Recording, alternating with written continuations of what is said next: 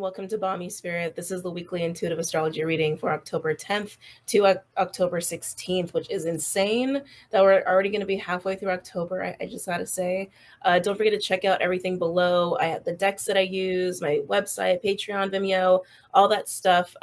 Socials as well. We have some changes coming up on the channel in the next couple months, so make sure you guys are checking those things out if you want to be in on what's going on. We got some cool stuff coming. Okay. uh Sorry, there's so much I need to talk about with what's going on this week. I just needed like a brain fart moment. But anyway, this week we have Mercury moving into Libra. That's like the big transit that's happening, but there's so much more going on than that. We have a lot of players in the game this week. The asteroid Aries, the asteroid Vesta, even Pallas Athena is still going to be significant this week because of the full moon energy that is actually leading us into the week. Pallas Athena plays a huge role in that, and I'm going to be doing that. Oh, I've already done it live as far as this posting on YouTube. Anyway, so a lot of asteroid activity, but Venus and Mars, probably the biggest players arguably this week as well. Saturn's also playing a role. So again, a lot of players in the game. I'm going to go over the astrology of the week, and then I'm going to go ahead and pull some cards for each sign. And I'm going to do a collective message too. I realized I forgot to do it on the last weekly. I'm not going to forget this time because this week's pretty important. I would paraphrase this week, like if I had to give it a sentence for what's going on. We have this opportunity to have a shift in our consciousness, in our belief systems, in our perception when it comes to empowerment, our warrior energy.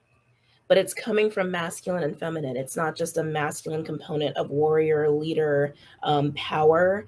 It's really unleashing this matriarchal, compassionate component to power, leadership, warrior-like energy, but it is via the feminine. Now, masculine is playing a role in this too, especially as it relates to Chiron and as it relates to Mars. So we're having this dance of balancing both of that as far as our own sense of empowerment, right? Really unifying the masculine and feminine in terms of that. Now, we also have some relationship stuff going on too. This is going to be a week where commitments are going to be happening, leveling up in relationships are going to be happening. We're going to be focused on long-term investments that are not just relationship-based, but also when it comes to our sacred work and missions. What can we do for people? What can we do for humanity, right? Humanitarianism, volunteering, nonprofit, that sort of stuff is going to be going on too this week. So it's a lot. It's a lot. It's definitely a lot. The only challenge I expect to come up for people this week is just facing any like emotional stuff, any restrictions or programming that's been getting in the way of your own empowerment as it relates to your own warrior energy. But again, we're leveling up our warrior energy, right? It's like, it's not this old school, I'm going to come in and cause war, right? We're not doing that. We're not doing that anymore, right? We are acting in a more higher evolved, matriarchal based, compassionate, empathetic, warrior leader energy as we are focusing on our sacred work, as we are collaborating and getting together with people. The other thing I want to mention is, before I get into the nitty gritty, which I think I might not even, because there's so many aspects. I think I'm doing a good job at explaining it. But anyway, I just lost my train of thought. Oh, thank you. The air energy. Air signs. This is your week. We're all going to be a little bit of an air sign this week because Aquarius, Libra, and Gemini are all playing huge roles this week. We have a lot of trines going on between Mars, which is in Gemini, Saturn and Vesta, which are both in Aquarius, and Sun and the Sun and Venus, which are both in Libra, all aspecting each other and all creating aspects outside of the little trifecta of Aquarius, Gemini, and Libra. Okay. Major. So don't be surprised if you are really in your head, if you are really wanting to communicate a lot, you're being really social, you're getting a lot of big ideas, all par for the course this week in relation to leveling up and shifting our consciousness when it comes to our own sense of empowerment, being more compassionate, being more empathetic, looking at the bigger picture of things, not being so linear, not being so, I'm going to come in and destroy just because I feel passionate about something and I want to write something. No, it's thinking a little bit before you act, finding that compassionate place within yourself and what action can I take to cause change that's best for everybody. That humanitarian component. Big week. Okay. So as far as breaking this down, as far as aspects go, yeah, see, like I feel like I did a good job explaining it, because I feel like if I break these down, everyone's gonna get a little confused. Just know that Venus is aspecting the Sun and Saturn this week, the entire week. These aspects are really leaning towards more long-term commitments, really great for dating and relationships, really great for creative productivity as well, especially as we get towards the end of the week and Venus starts to go into a trine with Mars. That's going to be super important. And a trine with Vesta as well, which Vesta is also in its own trine with the Sun. Okay. Venus is opposing Aries, which is the asteroid activity, and Aries itself is also opposing the Sun. That's where I expect to see some challenges with emotional stuff and any restrictions or relationship patterning that might aid us in breaking and having breakthroughs as far as our own empowerment in the terms that I've already discussed. Mars, like I said, is also playing a huge role here too. The entire week, Mars is trine Vesta, sextile Aries, which is really cool because it's that masculine, feminine war energy. Aries, by the way, for those who don't know, is an asteroid that's associated with the goddess of war and chaos. Aries actually aided Aries. I know it's so hard to pronounce these properly, so you guys can hear the differences in creating war. She's very similar to Lilith, but Lilith is more of like isolated, kind of internal, darker impulse, while Aries is more external, at least externally expressed in an individual. Okay. Yeah, I mean, that's kind of all you guys need. That's kind of all you guys need to know. Pallas Athena is playing a role too this week. The whole week, Pallas Athena is in Cancer and is also going to be square Chiron and Aries. So more of that like warrior wounded energy, right? Especially in the sign of Aries. Venus itself is also going to be square Pallas Athena this week, relating to more of what I expect to come up with any challenges relating to moving into this state of empowerment. Okay. I really want to reiterate words. The importance of relationships this week, especially for anybody who's single or dating. This is a week where people are going to be looking for long-term security. Are you really in it, or are you not? Are you really committed and devoted to your cause or to your relationships, or are you not? Some of these relationships are purely collaborative, purely for business, purely for sacred work, or some sort of shared goal or cause or mission as it relates to like volunteering and what we can do for humanity, right? But if you are undecided about any like romantic stuff going on, don't be surprised if someone's expecting you to be like, we are doing this or we're not. Because that's what's going down. Some of you might meet people this week where it's like, oh my God, you're kind of the perfect person for me. That's definitely a play. With all of this air energy, with all this Venusian energy, especially with Saturn being in the mix. Because when Saturn's in the mix with Mars or Venus and it's in like a positive position, like a conjunction or trine, which it is, it can bring about somebody who's very serious about you, somebody who is, how do I say, just a good match for long term. Kind of reiterating myself at this point, but that's what's going down this week. Anything else I want to mention here? The deepening of friendships is also a thing too. It's not just romantic. Even friendships will become deeper. It's not just a vulnerability, because there's a strength and like a fortification, a stability that Saturn's bringing to the table, which is really nice. Even if you're being like emotionally vulnerable, you feel really comfortable and confident and stable in it as you are having these conversations. So yeah, it's honestly a really good week. It's a powerful week. It's a powerful week. Now, as far as where this is going to be affecting you, all the air signs, I would say 20 to 25 degrees. So when you're looking at your natal chart, you're looking at the ascendant, right? And that's like where your houses are. For those of you who guys are new to reading your own charts, I would look at your houses where you have Libra, 20 to 25 degrees, Gemini, 20 to 25 degrees, Aquarius, 20 to 25 degrees. That's where a lot of this is going to be going down as far as like the empowerment, the creative productivity, the forging plans and relationships, focusing on your sacred work, getting productive, getting things done. Now, Aries. Aries is where I expect to see some challenges. Arguably Cancer as well, but I'd focus way more on Aries, considering that's where Chiron is and that's where Eris is. Okay, and not to mention we also are going to be under the full moon Aries as well, right? Influence still, because the full moon happens on the 9th, and then we're talking about the 10th, like the next day and on. I would actually look at the whole house. I wouldn't just look at a range, but if you wanted to get specific, I would say 15 to 25 degrees Aries is where you're going to see some of these challenges facing yourself, emotional stuff coming up here. Okay. Now, I give you the degrees because when I get into the sign readings, there's just a little need to know before we go into the collective message and the sign readings themselves. I give you the degrees because when I'm doing the sign readings, I am looking at the astrology, but I'm also channeling. So you guys know. So if you don't know what your rising sign is, because that's what I base it off of, I use a whole, sorry, I'm jumping all over the place. I use a whole house system because I can't do it based off degree points because all of you have different degree ranges for all of your houses, even if you are the same rising sign. So that's up for you to decipher as opposed to what house relating to what house it falls in. Words. Yeah. So even though I do an astrology portion for the sign readings, I also do cards and I also channel. So don't feel discouraged about what I'm talking about, the astrology, feeling like, oh, it can't be for me because I don't know what my rising is. That's fine. Go to where you're guided to go. Watch the signs you feel like you resonate with. If you have any stelliums, watch that sign. Any collective sign energy, I always recommend watching. Like we're in Libra season. Everybody should probably watch a little bit of Libra. Everybody's under the influence of Mars going retrograde soon in Gemini. I'd probably watch Gemini. You see what I'm saying? So yeah.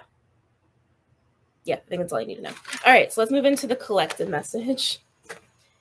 It probably seems like I'm really like my words. I like haven't been able to speak effectively in the last like weeks. It probably feels like my energy is really high running. I don't know. That's not the right phrase. The right phrase isn't coming to me. I'm just very grounded and I'm just really open. So sometimes that just happens for those of you who like are new to these kind of videos or new to the community, or you're watching somebody and you're like, they seem a little manic. It's just because they're channeling a lot. Okay.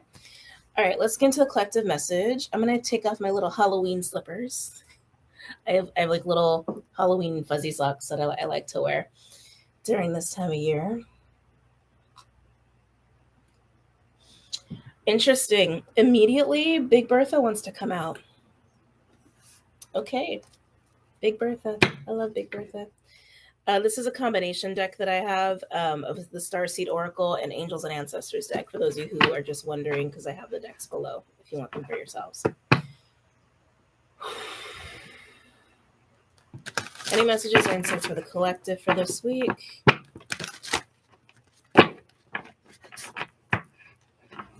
They're showing me a lot of birds. I'm telling you, it's all about the air energy this week. All about the air energy.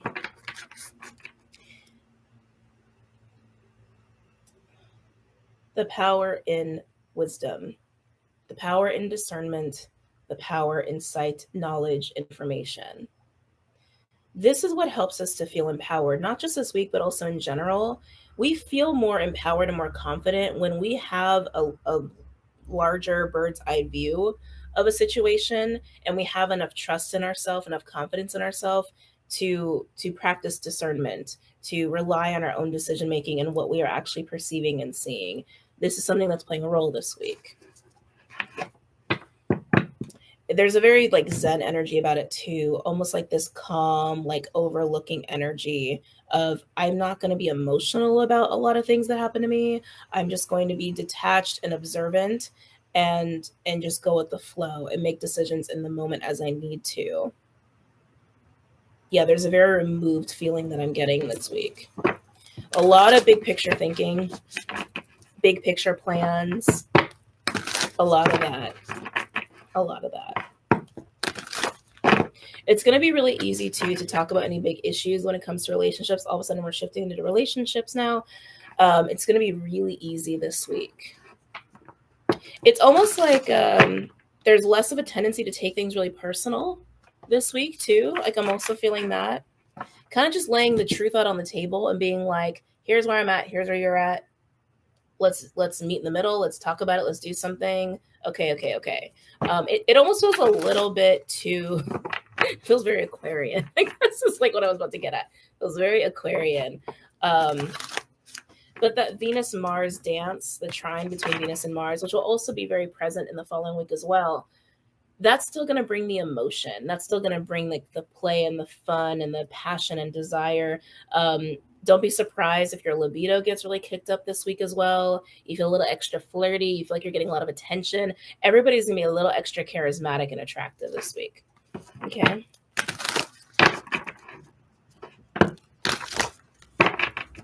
Any messages or insights for the collective for this week?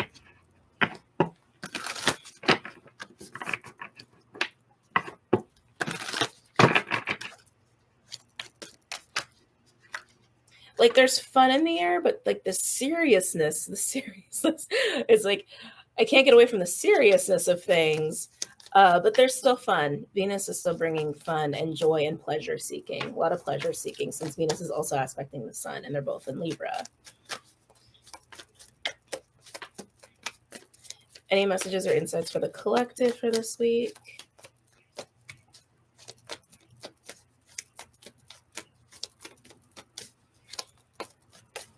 Any messages or insights? There we go. Surrender to the sweetness. It's literally a purely Venus card, purely Venusian. Surrender to the sweetness. Venus energy, pleasure, joy, make love to life. Yes. Fulfillment. I just heard fulfillment. Vesta is playing a huge role when it really as relates to following fulfillment, how we feel fulfilled, what gets us up in the morning, what makes us love life, what makes us excited for life. It could be anything. It could be waking up to your kids every day. It could be putting paint to a canvas. It could be going for a walk in nature. It could be cooking. It could just be, I want to be a humanitarian. Like I want to be involved in nonprofit work. I want to be working with animals. It's like, what just makes you light up and what makes you feel good and what makes you feel like you can really indulge in pleasure in life. Now, because there is a lot of Venusian energy, might be a little tendency to overindulge, but with Saturn at play, like bringing in like the seriousness, the dedication, and being focused along with Mars, I'm not too worried about it. If you already kind of lean into indulgent energy or tendencies, then you just know to be aware of that this week, especially Pisceans. I only say that. I'm not pointing fingers or judging or whatever. I only say that because Mars is square Neptune this week as well. Mars square Neptune can bring about a little bit of a lazy energy,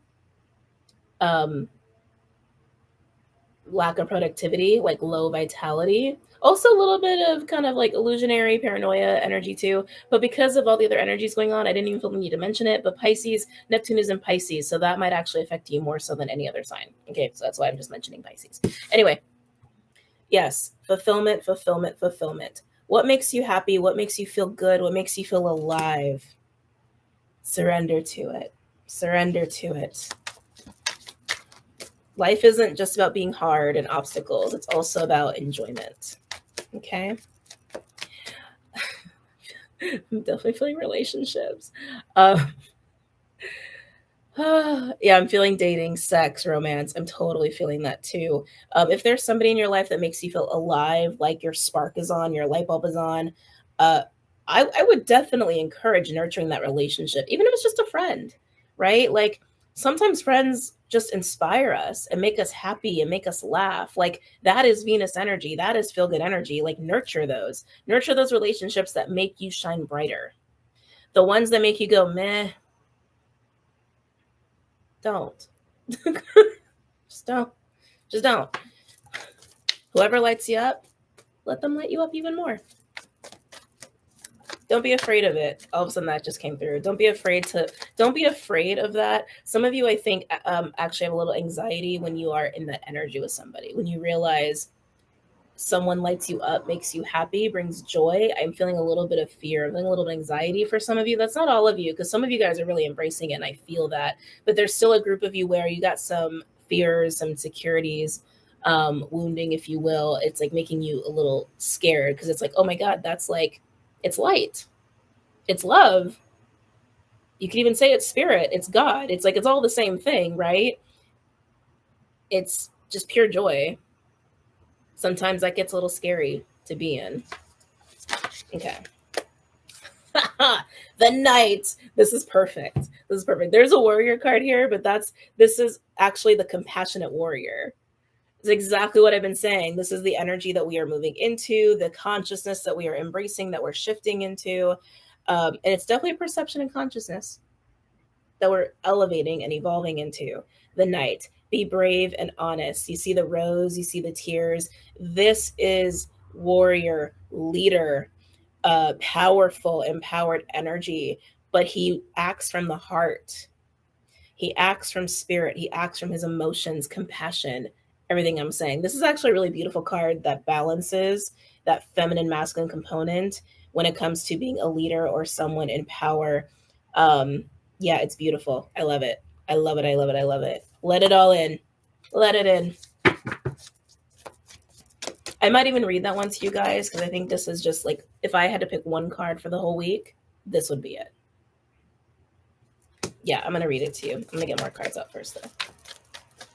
Any other messages or insights for the collective for this week? I got to watch the time, man. It's one of those weeks. One of those days. Oh. Guardian angel, you are not alone. This speaks of soul family, star family, angelic beings, spirit teams, like everyone. I don't feel like I need to say that 3 times. I say it a 4th time. Everyone who is constantly supporting you in the physical and in the non-physical. None of us are alone ever. In facing some of these challenges, because not everyone's going to have to face these challenges. It's just like whatever for you personally, if you have anything that's been getting in the way of moving into this, that's been getting in the way of moving into that. It's a very open-hearted warrior, take action energy.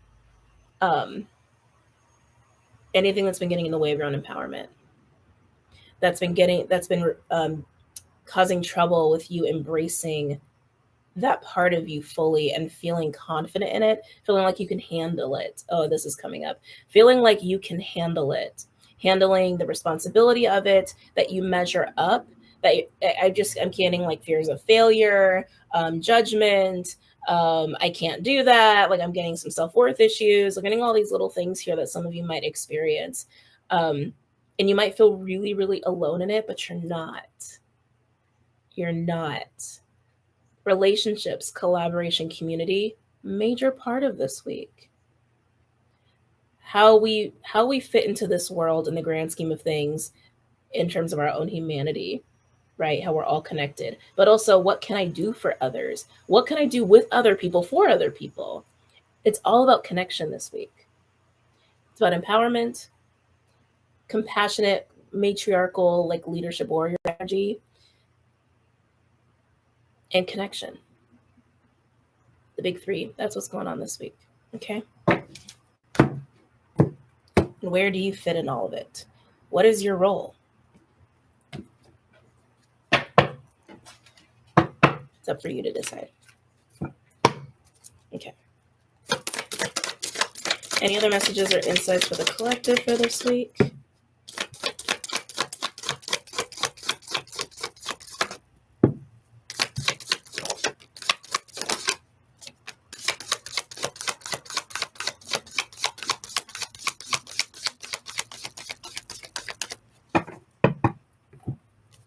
More.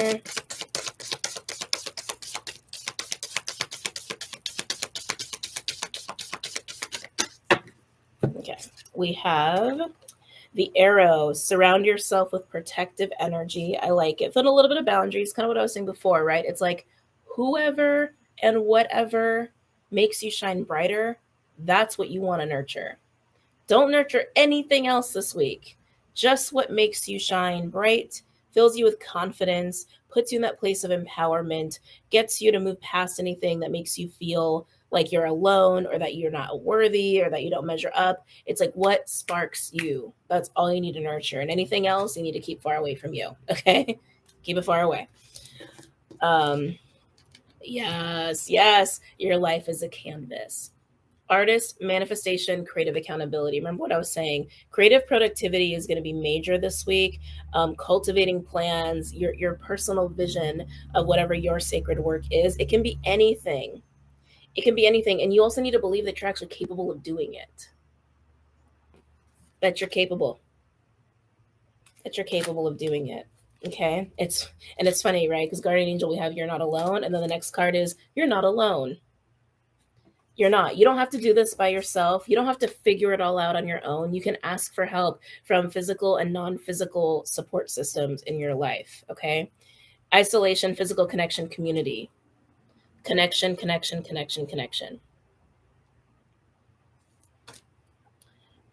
Empowerment. Shifting your own perception of power, warrior, leadership energy into compassionate, warrior, leadership energy, matriarchal sort of rule and power, and connection community. The big threes.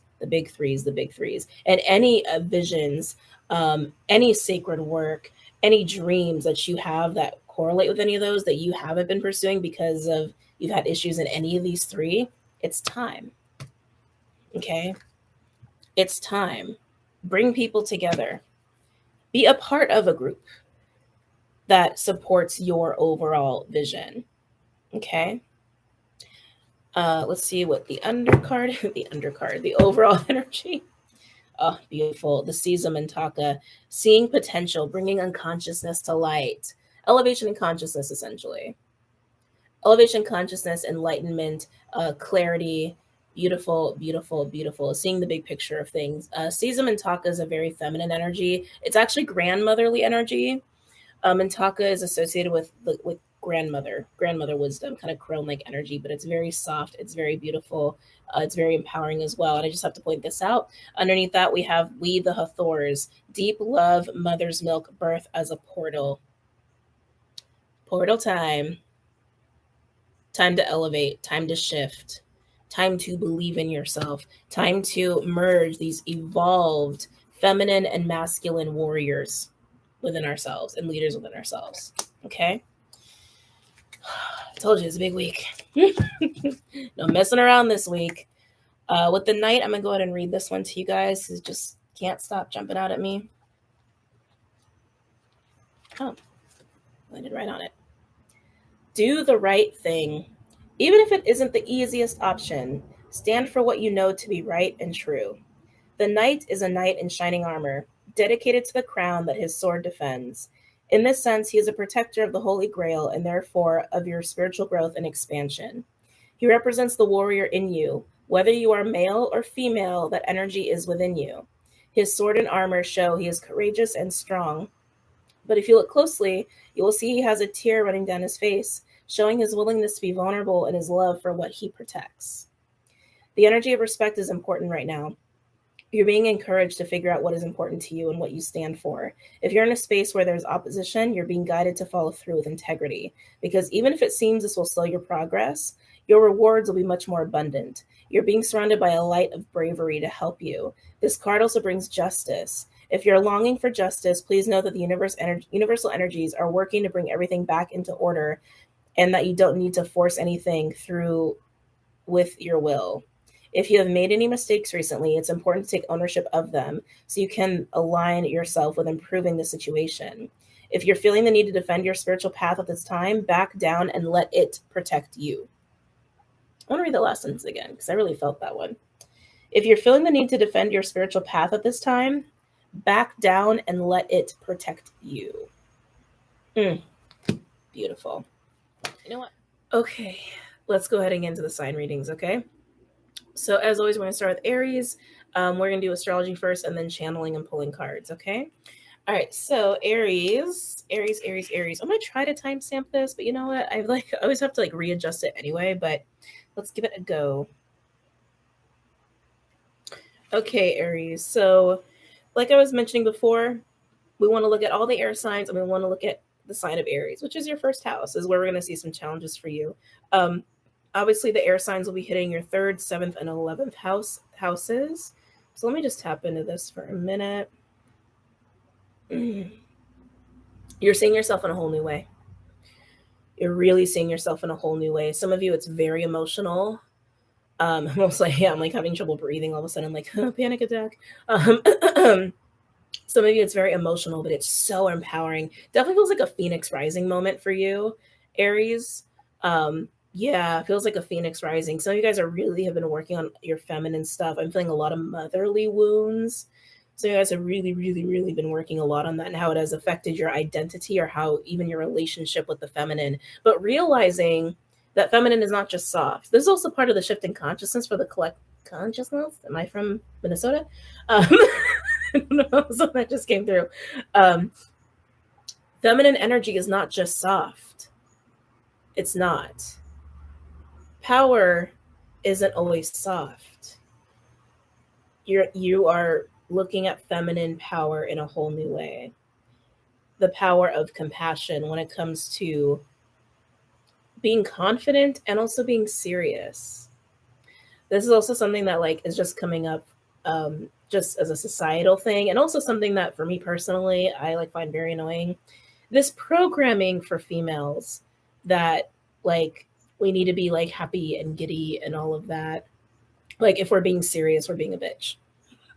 Or if we're being serious, we're being masculine or whatever. Maybe that's just some programming too that I need to mention, because maybe that's where you're going to be working through as well. That you don't always have to like be playing into feminine stereotypes of putting a smile on your face. I'm sorry. This is like also something coming up as a little personal bias of mine.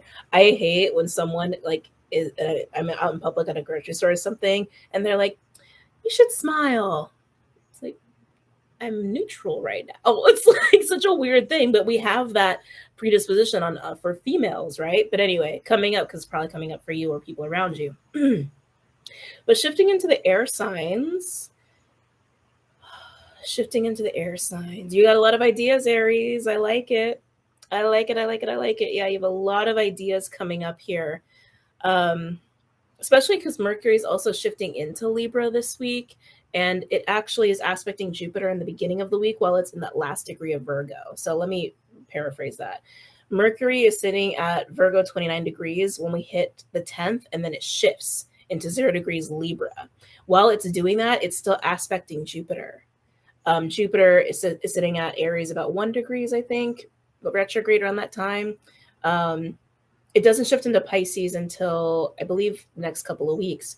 But Jupiter is also still in Aries, your first house, technically speaking. But anyway, the ideas are going to be really, really prominent for everybody, but Aries, especially for you, as you are kind of picking yourself up in this Phoenix rising moment, right? Really embracing a new sense of self, especially if you're dealing with all this like feminine work.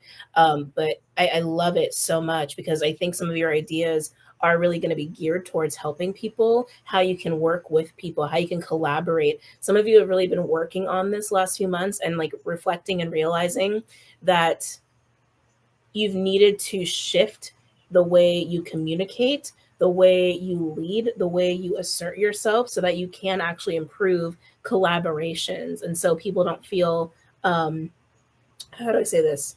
So people feel like they're more involved. So people feel like you're hearing them out more, like they have more of a say is kind of how this is coming up. But really looking at the bigger picture, the bigger purpose of why you're doing something and not just the action itself. Yes. This is gold stuff coming in here. Yes, I love that. Getting more focused on why you do shit, the intention. What is the purpose of doing anything? That needs to be number one. The kind of action you take and how you speak, how you lead, how you assert yourself, how you are in the mix of people, that comes second. And it doesn't have to be a super strong, powerful thing.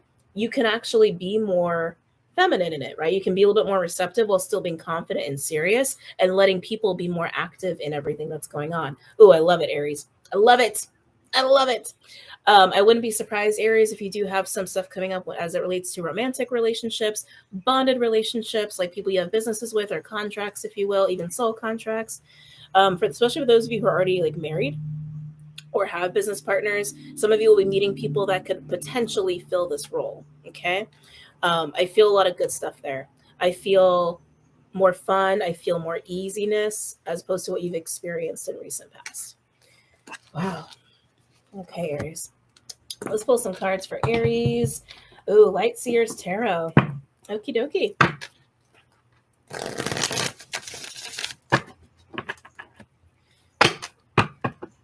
Any messages or insights for Aries for this week? Aries, Sun, Rising, Venus, and Jupiter.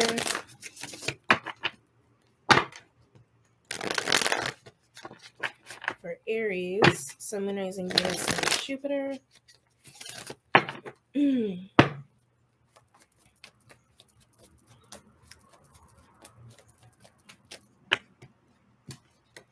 For Aries, ooh, let's see here. Okay, so we have 4 swords in reverse coming out with Judgment. Does that not feel like a Phoenix rising? Wow. 4 of swords in reverse and Judgment. Literally going from like this little huddled up little nest, kind of like deep inside of yourself, and then I mean, you can see it.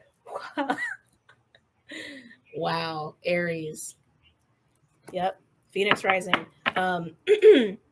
Judgment also has a divinity component to it. It can be seen as being called to something higher than yourself, or being called to action, if you will. And there's a little bit of that too with this like Phoenix rising. But I feel like it's almost like falling into place, like reaching this place of like you've been clearing and you've been working on things and getting inside yourself, and then something just clicks, and it's almost like you get like aligned into this new version of yourself, and it's just like you're just ready. That's how it feels. I do feel a big breakthrough here too. Some of you guys might have big breakthroughs while you're sleeping in the dream space, or while you're just spending this time alone, and it just things fall into place. It just all clicks. It just all clicks. Anything else for Aries? Sun, Moon, Rising, Venus, and Jupiter.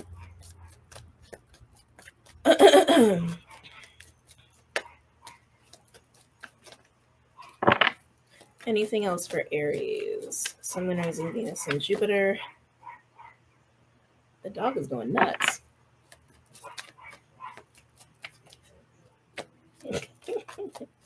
Why that dog acting so cray-cray? Okay. I feel like this is relating to your reading, Aries. Hangman in reverse, just confirming the same thing that I've already talked about. Spiritual growth coming out of a place of pause or stagnancy or challenge. And look at that light shining above her head. I just love it. I love it. I love it. I love it. But yeah, you're getting out of this place of reflection, isolation, being within yourself, Phoenix rising up into the occasion, and you're in alignment now. It's awesome. All right. So Aries, looks like a good week for you. Let's move on to Taurus. Taurus. Let's see. All right, Taurus, let's go ahead and get into yours. Let's see what we got going on for you. Ooh, Aries in the 12th house. This feels like digging stuff up that you actually have not been in touch with. It's almost like how Aries is having like a Phoenix rising. It's more like you're like, like you're above and you're like, come on out. Digging really deep inside of yourself. It's interesting because I don't know, I feel shame with this. I feel a little, you don't have it, you don't have 8th house stuff here going on. You don't, but I feel 8th house. I feel a little bit of like things about yourself, aspects of yourself that it's just hard for you to go there, or you feel shamed about, or it just feels like it's not appropriate. Like, yeah, behaviors that you see in other people that annoy the shit out of you, that you deem as inappropriate, you're learning that they can be an asset, and to dig them out from underneath yourself, bring them up to the surface. Yeah, I feel so much resistance there, especially because we're talking about Chiron and Aries, right? The masculine, feminine, like war energy, especially as it relates to Chiron, that's wounding. My words, my mouth is not working today. Wounding. Yeah, I just feel like these are things that you have ignored, and you feel shame about. It could even be shame about your own anger too. That's also coming up here for some of you. Like guilt is coming up too around having such passion, anger at times when something is not right, when something needs to be righted, when there needs to be justice. Hold on, this needs to go to the title too. Okay, sorry, coming back to you, Taurus. I'm also getting, especially for my females, and like males, this might apply to you too, but rage, like sacred rage. I feel like a stuffing down of it because you've been shamed or you feel guilty of times when it's come out, and maybe it's hurt people. Maybe you've hurt people's feelings, or maybe you've just been programmed to believe that it's just not appropriate. But these are very real parts of yourself, and they are assets, and they do play a role in everybody. And it's okay to bring that out. There's nothing wrong with that. You're just very passionate, and that's okay. Yeah, I just keep getting this feeling of like, it's not okay to have this much rage. It's not okay to be this angry. It's not okay to lash out in this way if I feel disrespected or if I see a wrongdoing. But sometimes it is. Sometimes it very much is. You also have, with air signs, you have 2nd, 6th, and 10th house stuff going on here. I'm feeling help. I'm actually feeling aid is coming to you. You're getting an assist of some kind. What is this assist? You might be actually getting an assistant. It could even be a digital assistant, like Google Assistant or something. I feel like you are, yeah, that's how it feels. You might be getting advice or helping hands, people coming in to help you, support you, picking up the load a little bit for you. I am feeling that. I think you might feel a little weird about that too. But again, relying on community connection, that's a big part of this week. Allowing that to take place, allowing that in is okay. It's okay. It's okay. It's okay. It's okay. Yeah, Taurus, I just feel like you're uncomfortable this week. Yeah, you're uncomfortable. Because I'm also getting too with the 10th house energy. There's a little bit of a public image energy that I'm getting with you, like being seen as somebody who is leading, being seen as somebody who is actually helping to bring in a focus on a common goal. This could even be just purely with work, but there's a discomfort with it. Almost like you're being given more praise, more responsibility, and more help. But why is that making you uncomfortable? It's making you uncomfortable. But I feel like it's being given to you because you actually do have the proper skill set. And also I'm getting like planning, logistical mind. Like you are the go-to person for whatever this is. This feels very work related. Could even be family oriented. Like maybe family's putting you in a position to like handle something and they're like, just tell us what to do. And you're like, I don't want this much pressure. It's kind of feeling like that. But you are the go-to person, and that's okay. Praise yourself in that. That's honestly what I'm going to say. Praise yourself in that. Taurus, you've also been working on solidifying investments, and okay. Okay. This might be a part of it too. I feel like you are focusing on long-term investments. I do feel like they're financial. It could even be like a house, like getting a house or going in on something with other people. Maybe this is why they're putting you in the role of like, tell us how this works. Tell us what to do. And you're like, oh, if this goes south for you, I don't want to be responsible. A little bit of that too. But I feel like you're at the head of a lot of investments, and I feel like you're helping people or people want to go in on it with you, but they keep like putting you on a pedestal looking to you, but that's because you know what you're doing. So just have confidence in that. And if things go wrong with whoever's following you or helping you, it's going to be okay. It's still going to be okay. Yeah, just like you're not really liking the pressure. Let's go ahead and pull some cards here for you. Oh, they want me to switch decks. Okay. We're switching decks. We're going to use the Honest Truth deck for Taurus. Any messages or insights for Taurus? Sun, Moon, Rising, Venus, and Jupiter for this week. I'm hearing 12, 12, 12, 12, 12. October 12th could be a big day for you, Taurus. Also, you got a lot of Aries in the 12th house. A lot of stuff going on there for you. Okay. But 12 is another number that's coming out. Any messages or insights for Taurus, Sun, Moon, Rising, Venus, and Jupiter?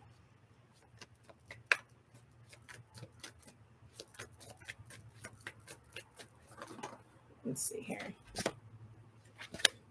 Ooh. I see exactly what I was saying. We have the Empress with the Nine of Pentacles in reverse. You don't want anyone to depend on you. It's exactly what I was picking up on. Here you are as the Empress in your beautiful Venusian energy.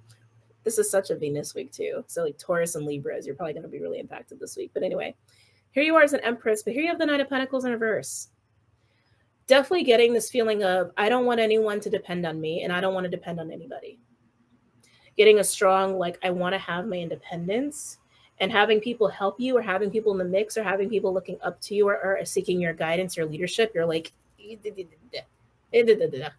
making you uncomfortable and it's actually making you feel kind of insecure. Almost making you question yourself if you're actually an Empress, if you can actually handle this, if you're really the go-to person, if you're really capable. But you are. You are. You are, you are, you are. Yeah. Wow. Hierophant in reverse. Again, you don't want this responsibility to fall on you. You don't. You don't want it to fall on you. I also feeling a little bit of like restrictive, bureaucratic, like legal stuff. I'm feeling a little bit of that here with the Hierophant in reverse. You just don't want to. You don't want to feel like you're going to lead people astray by making a mistake. You might also feel like whatever it is that you are trying to be involved in might be set up to fail. I'm just feeling a lot of doubt with you, a lot of doubt and a lot of insecurity, and I don't feel like it's necessary. I feel like this is actually what you need to work through. And the fact that you have your 12th house all lit up doesn't surprise me if you're feeling so insecure, because that tells me you need to wrap up some stuff. You need to resolve some things that are emotional restrictions for you or karmic stuff for you, just cycles for you. You need to heal some things here. Because I'm just getting a lot of lack of confidence in yourself, feeling like you're setting people up to fail, or that you're set up to fail here. But I know you know what you're doing. You're afraid of giving people bad advice.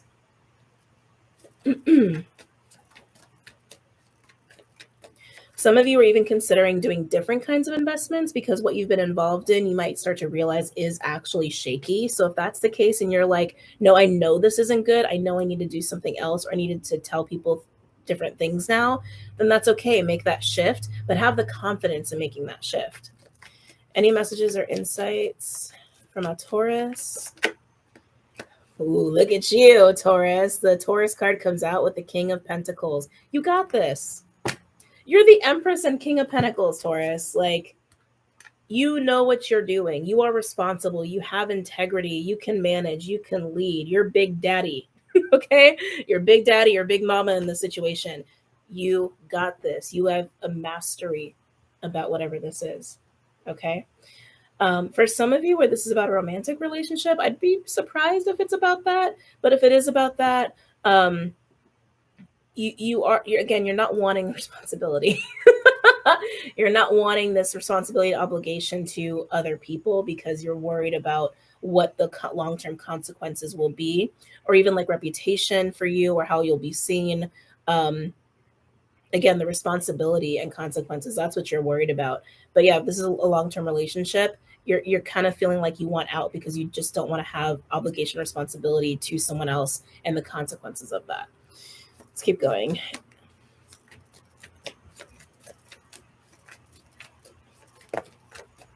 Here, measuring up. Hold on.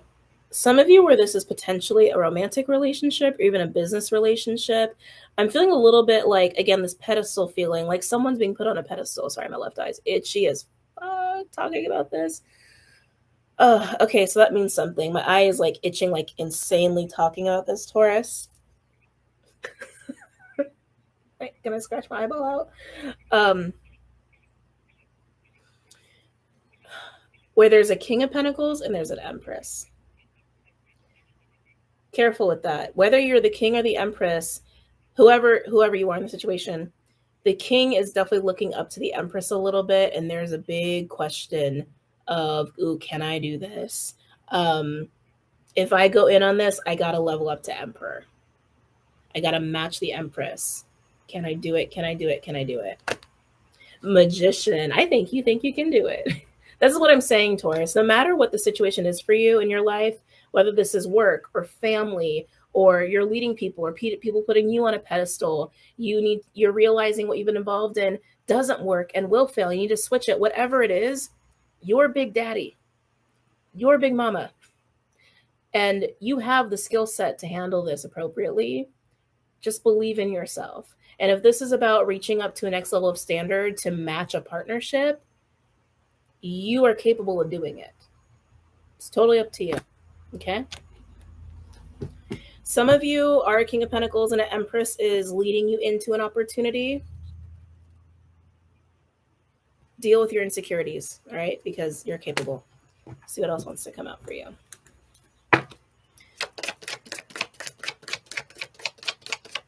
Any other messages or insights for Taurus, Sun, Moon, Rising, Venus, and Jupiter?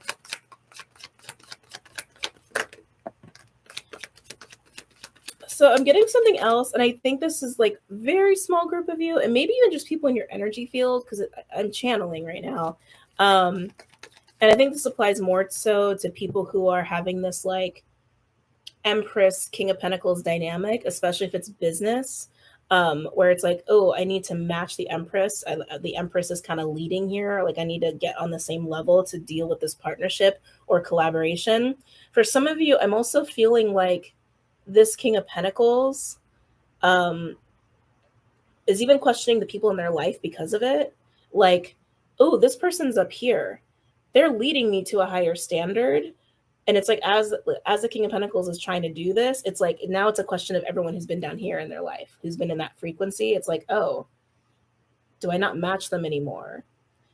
Ooh, do I need to pull away from them? I'm feeling a little bit of like, are my other relationships breaking down? For some, I'm even getting a little bit of like a potential third party situation romantically. So just something to be aware of. Okay. But obviously that's not all of you, but moving on. Okay. Oh, so we have more cards come out, and I did not even see that. So no wonder. This is exactly what I was talking about. 6 of Cups with the 2 of Cups and the 5 of Wands. That 6 and the 2, there's a 4 of Cups there. As a leveling up is happening, there's a questioning of other relationships that have been around for a while. With that 5 of Wands, like, uh-oh, I don't think I resonate anymore, causing friction, causing that 5 of Wands energy. Yeah.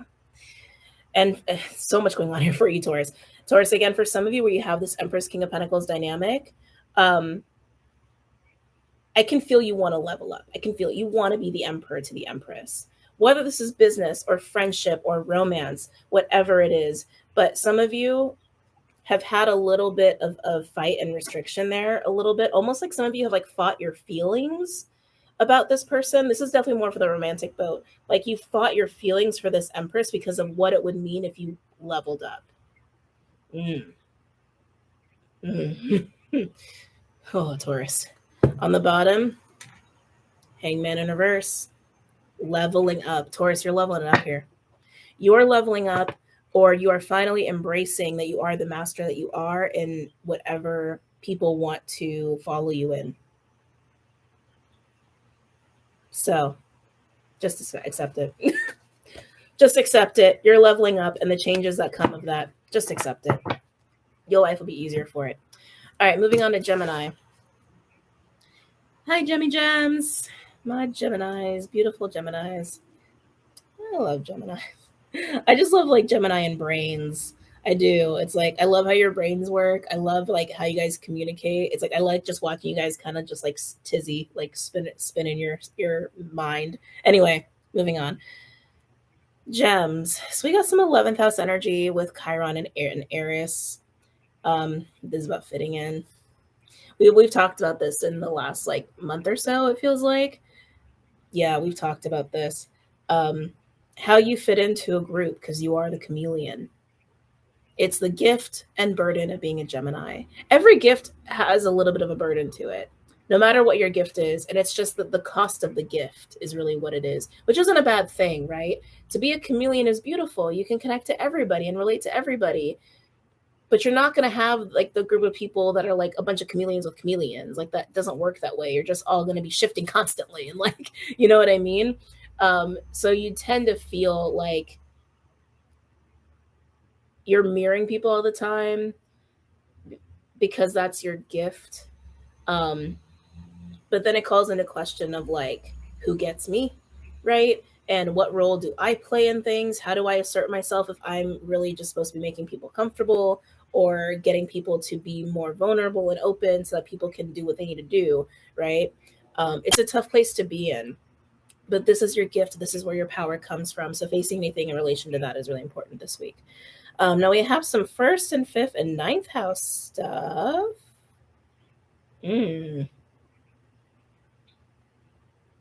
Wow, Geminis. I feel like you are going to be realizing that you're going to be finding fulfillment in education, which is your bread and butter anyway.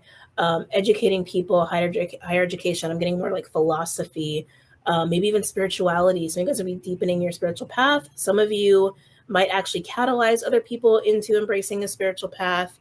I'm definitely seeing that. A little similar to Taurus. I'm getting some doubt with you. I'm getting some insecurity with you. If you can do this, if you're capable of doing this, can I be a teacher? Can I really be involved in spirituality in this way? Is it real? Ooh, is it even real? Everybody goes through that phase on the journey in the community. Everybody goes through that phase. Am I crazy or is this actually real? I'm getting a little bit of a waking up here. A waking up, an ascension, and activation. This is going to be for you, or you could be catalyzing people into this, realizing this is your calling, or this is the path that you really are meant to embrace. And a little bit like with Taurus, I'm feeling a little bit of like a bittersweet. There's kind of a sadness there of what it means as far as changes in your life and what you need to leave behind to embrace that. Now, I do see some fun stuff going on too.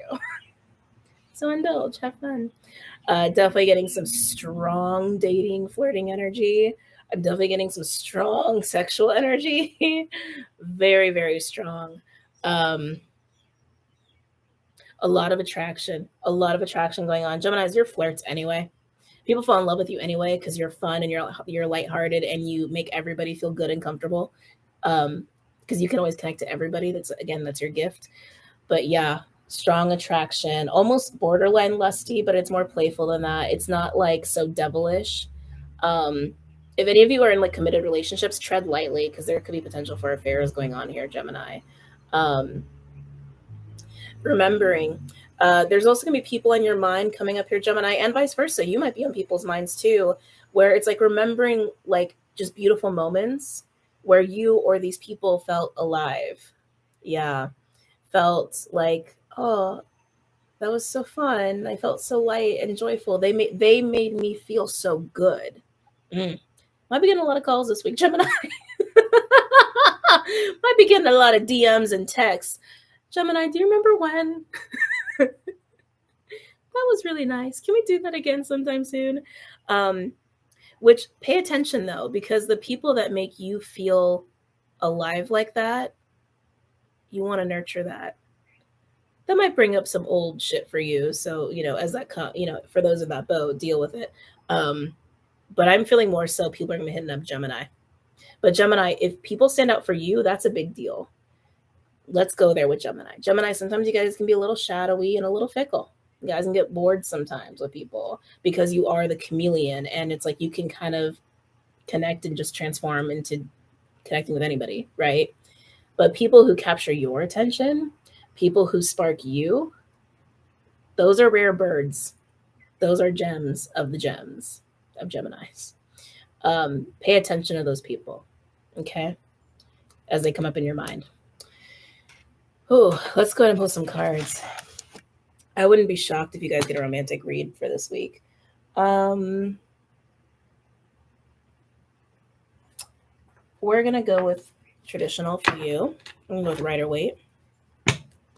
Oh, I didn't timestamp Gemini. It's fine. I got to adjust the timestamps anyway later.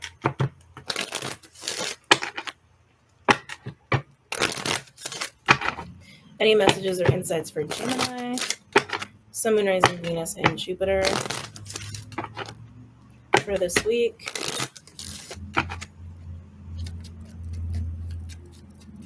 Any messages or insights for Gemini, Sun, Moon, Rising, Venus, and Jupiter for this week? Oh. My sacral just went. It's like, oh my god. Yeah, attraction.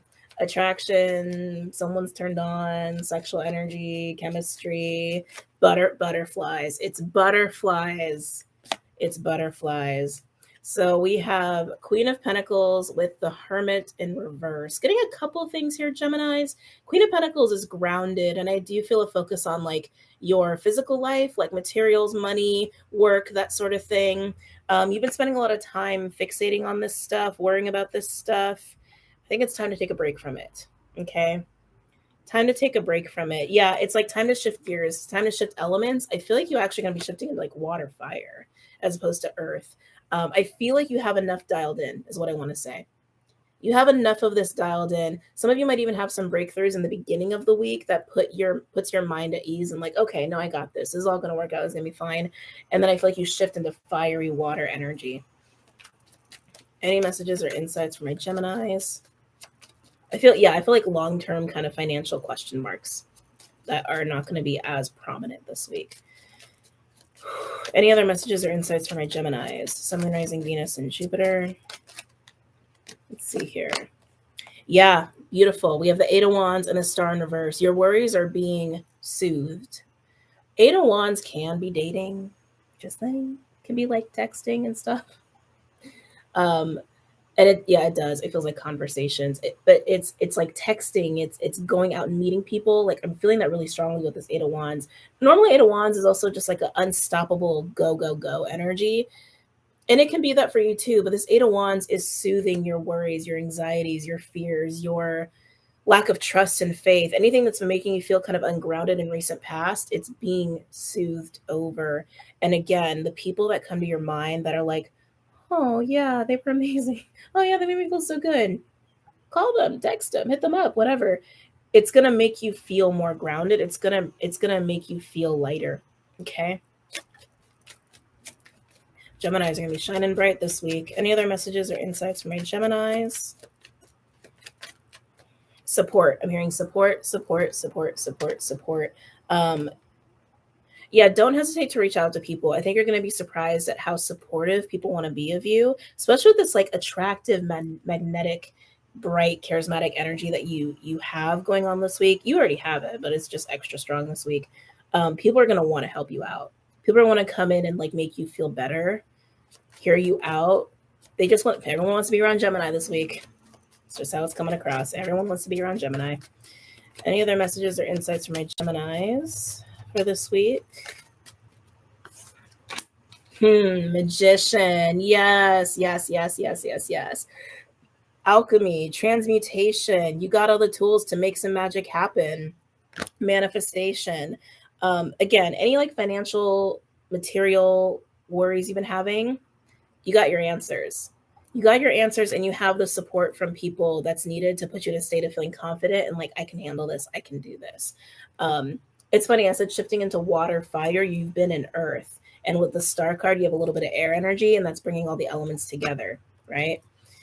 Anything else for my Geminis this week? Yes, victory. Six of Wands. Look at you getting all that attention. Everyone wants to be around the Gemini this week. I'm telling you. Victory, attention, feeling pretty damn good about yourself. All right. See what else wants to come out from my Geminis. Any other messages or insights for Geminis for this week?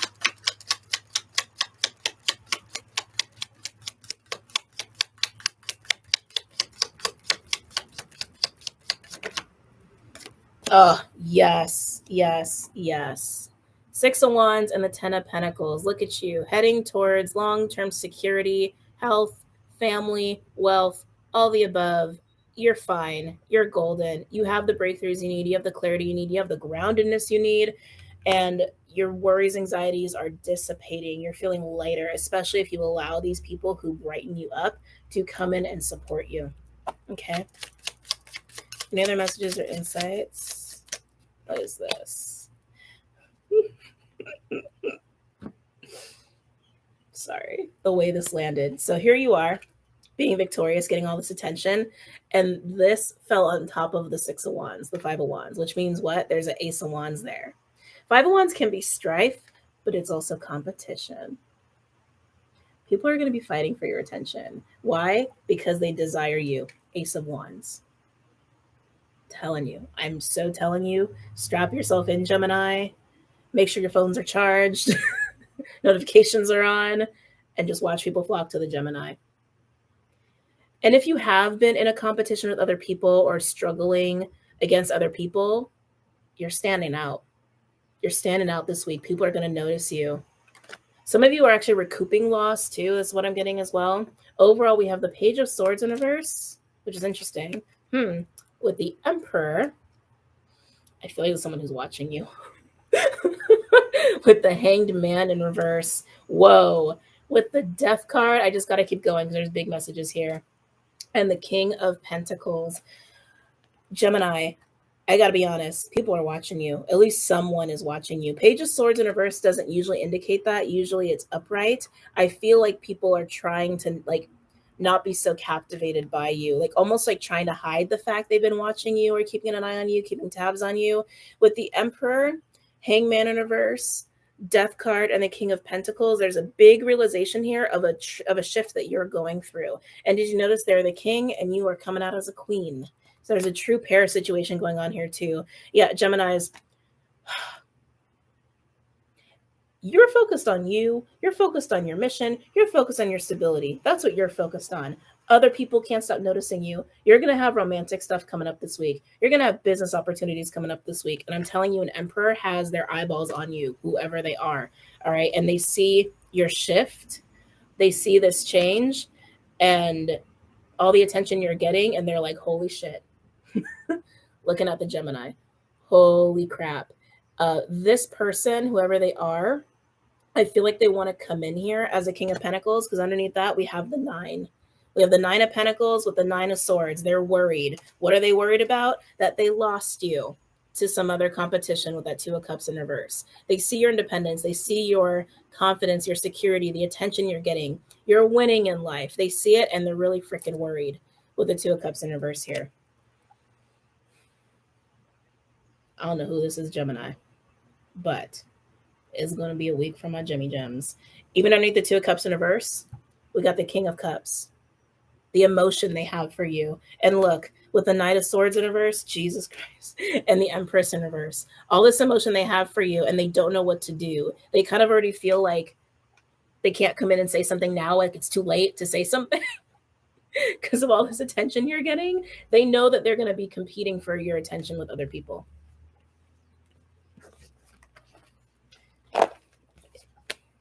It's a week for Geminis. I'm moving on. It's taking a lot. There's a lot of energy. It's taking a lot out of me. Cancer. Hey, Cancers. Where are we at here? We've got... We do. Okay.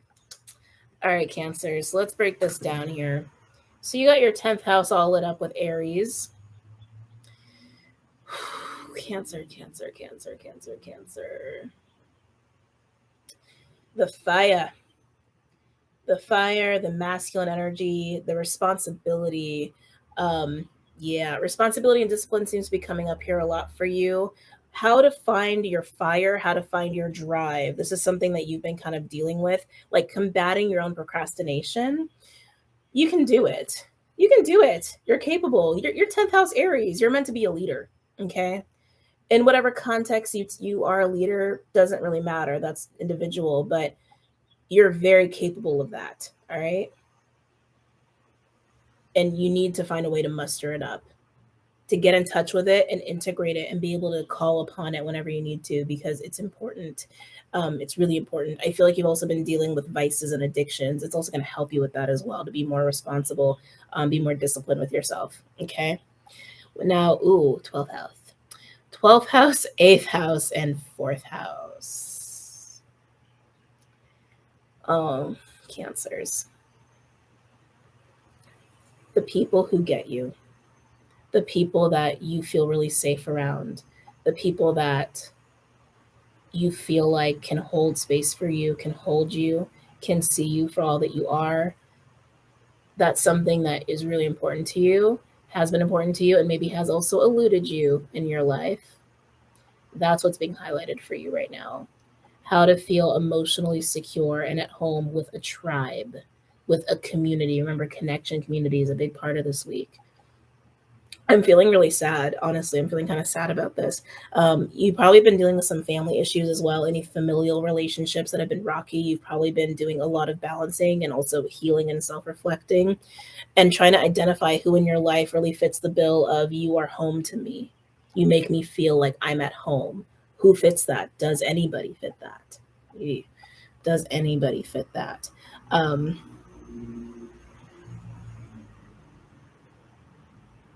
This eighth house energy. What's going on with this eighth house energy? There's a sensuality that I really like about this eighth house energy where we have Saturn invested for you. But I feel hard work around it too, which is interesting. I don't know how to interpret that. Some of you guys might be getting into some interesting line of work, or you might be realizing that where you want to help people is to help people feel alive so that you feel at home, but like that for you want to feel at home with people, and it's eluded you to feel that kind of safety with people, right? But in turn, the way you want to help others is to get them in touch with life, to get them in touch with their own spark, their own light, their own sensuality, maybe even sexuality, their creative force, creative life. It's like you want to see people come alive in front of you. Like that's something that is apparently really appealing for you. That's just what's coming up here. You do that by being you. I don't know if you know this, Cancer. You do that by being yourself. It's kind of the gift of Cancer, actually, because Cancer, you are the mother. You are the mother moon, goddess, and you are the nurturer. You nurture people back to health. You nurture people back to life. It's funny because it's kind of scorpionic, but we're talking about eighth house energy here too, right? But that's the gift of Cancer, and that's why Cancers, you guys, people fall in love with you. They love being with you, but the second you're gone, they realize how much they took you for granted, that they don't give so much back to you. This is where that comes into play of that fourth house energy that I'm talking about, where you feel like, who's there for me? Who nurtures me? Where's my home? Where's my tribe, right? Because you give so much to people, but they don't realize how much you give, and they can almost never give back as much. Yeah, interesting. These are some deep Cancer issues, like Cancer stuff that I'm going on here. So Cancer this week might be just super deeply reflective, but also just as empowering. Okay. Wouldn't be surprised if we get like the Death card and Hermit energy coming up for you with this. What deck am I using? Spell casting. Okay, we're doing it. Any messages or insights for Cancer? Sun, Moon, Rising, Venus, and Jupiter. Any messages or insights for my Cancers? Sun, Moon, Rising, Venus, and Jupiter.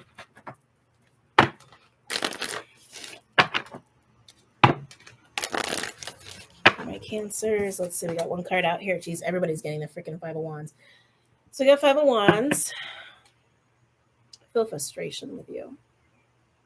I feel frustration, and I also feel like you're kind of you're having a little bit of a bubble moment here. It's like distance. You got a bit of a shield up here, which I don't think is necessarily bad. There's some mistrust going on. There's mistrust going on as it relates to people, because again, this uncertainty. Are you actually going to support me? Are you actually going to be my home? Are you actually going to see me and hold space for me? Are you just going to like take? Oh, it's hurting my heart, actually. Yeah, it's like, some of you guys might be doing some heart clearing as well, heart chakra opening.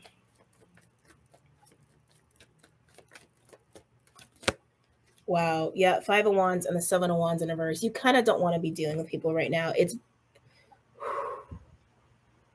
oh, I felt that. It's bringing up a lot of emotion for you. There's a Two of Wands at play here too, which tells me that you're in a decision-making mode here. You're frustrated. You just can't trust people right now.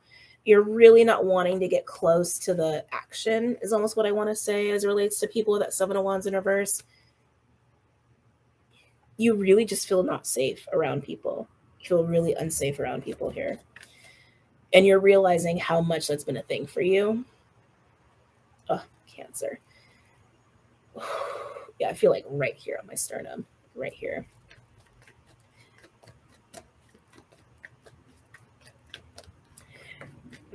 Again, kind of what I was saying about Gemini, right? It's like the gift always has a burden. It has a cost.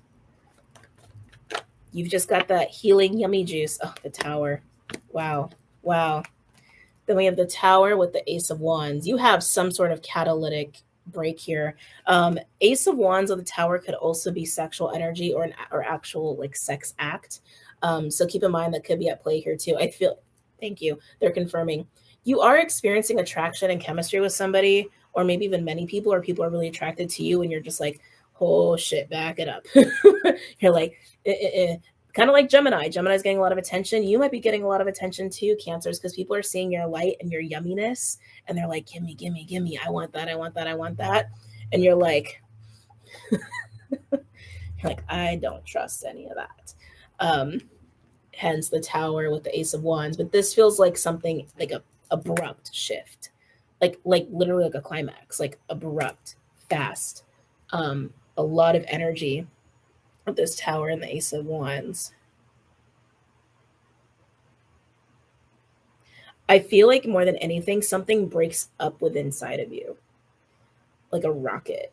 Because I was getting all this emotion coming up. I was getting like heart stuff, like a heart opening.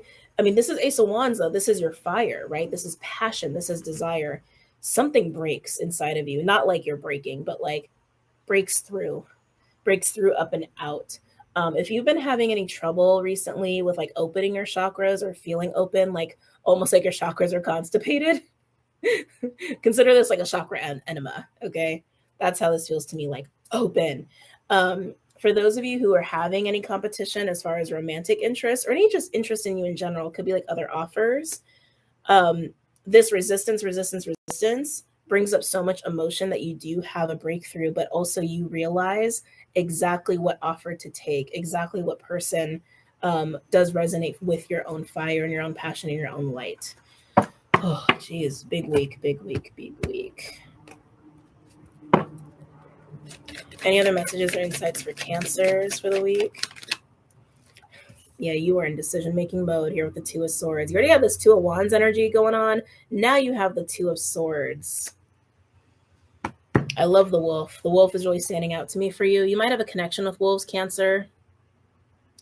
Why do I feel like you're being watched? Don't be shocked if an old flame hits you up too. I just got that vibe. Yeah, see, in Cancer, you're Gemini's neighbor. So I'm not surprised that there's very similar stuff going on with the two of you. You could even have Gemini placements. But it feels a little bit like that. Like some of you guys might actually get an old flame coming in here, watching you, wanting to talk to you. And it might just open the floodgates right back open. Just felt that in my sacral. Yeah, get ready for that, for those who that applies. But outside of that, it really feels like you're really trying to just discern what's best for you, but you're going to have a breakthrough moment, and it's going to be an internal opening of some kind, and it feels like it's affecting your chakras. Any other messages or insights for my Cancers as it relates to the week?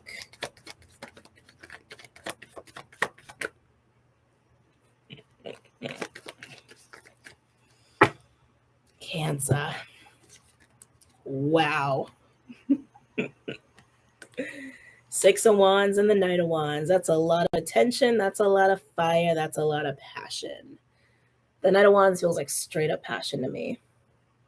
You're going to be bursting with passion. Don't be surprised if your libido goes skyrocketing out of nowhere, especially after you have this like open chakra moment going on. And some of you, this is like an old flame coming in thinking that they can win you over, only for them to hit a Two of Swords. Because you are not sure with the overall energy of the Knight of Pentacles in reverse. Yeah, with the Nine of Pentacles in reverse, the King of Swords in reverse, and the Six of Cups in reverse. This is a whole lot of, my past has taught me that I cannot trust people to be reliable. I cannot trust people to be there for me, to be a steady person in my life, or to hold space or support, whatever. The Knight of Pentacles, when it's upright, is the most trustworthy person in the deck. They will show up. They are committed. They are devoted. They have integrity. They are noble. They are honorable. And they do as they say. They don't go nowhere. You haven't had a whole lot of that. So whether you have an old flame coming in or not, or you just have a lot of attention coming in, everything in your body is telling you that you can't trust people to actually be there and depend on you. But it's going to force you it's going to force those programs, those stories, those feelings to come up for you to deal with them. And you're going to have some kind of chakra opening, whether it's your heart or all your chakras or your sacral. You're going to be bursting with passion and sensuality by the end of the week. And you're going to have to do something with it, but it's decision mode for you. Okay. But either way, I think you're going to be on top. I think you're going to be victorious, and you're going to be fine. Okay. Because this is about you. This isn't about anybody else. No matter what other people say to you or think like, oh, Cancer's mine. Cancer belongs to Cancer. Okay. These readings are crazy this week. Moving on to Leo. My lions, where are we at with the time?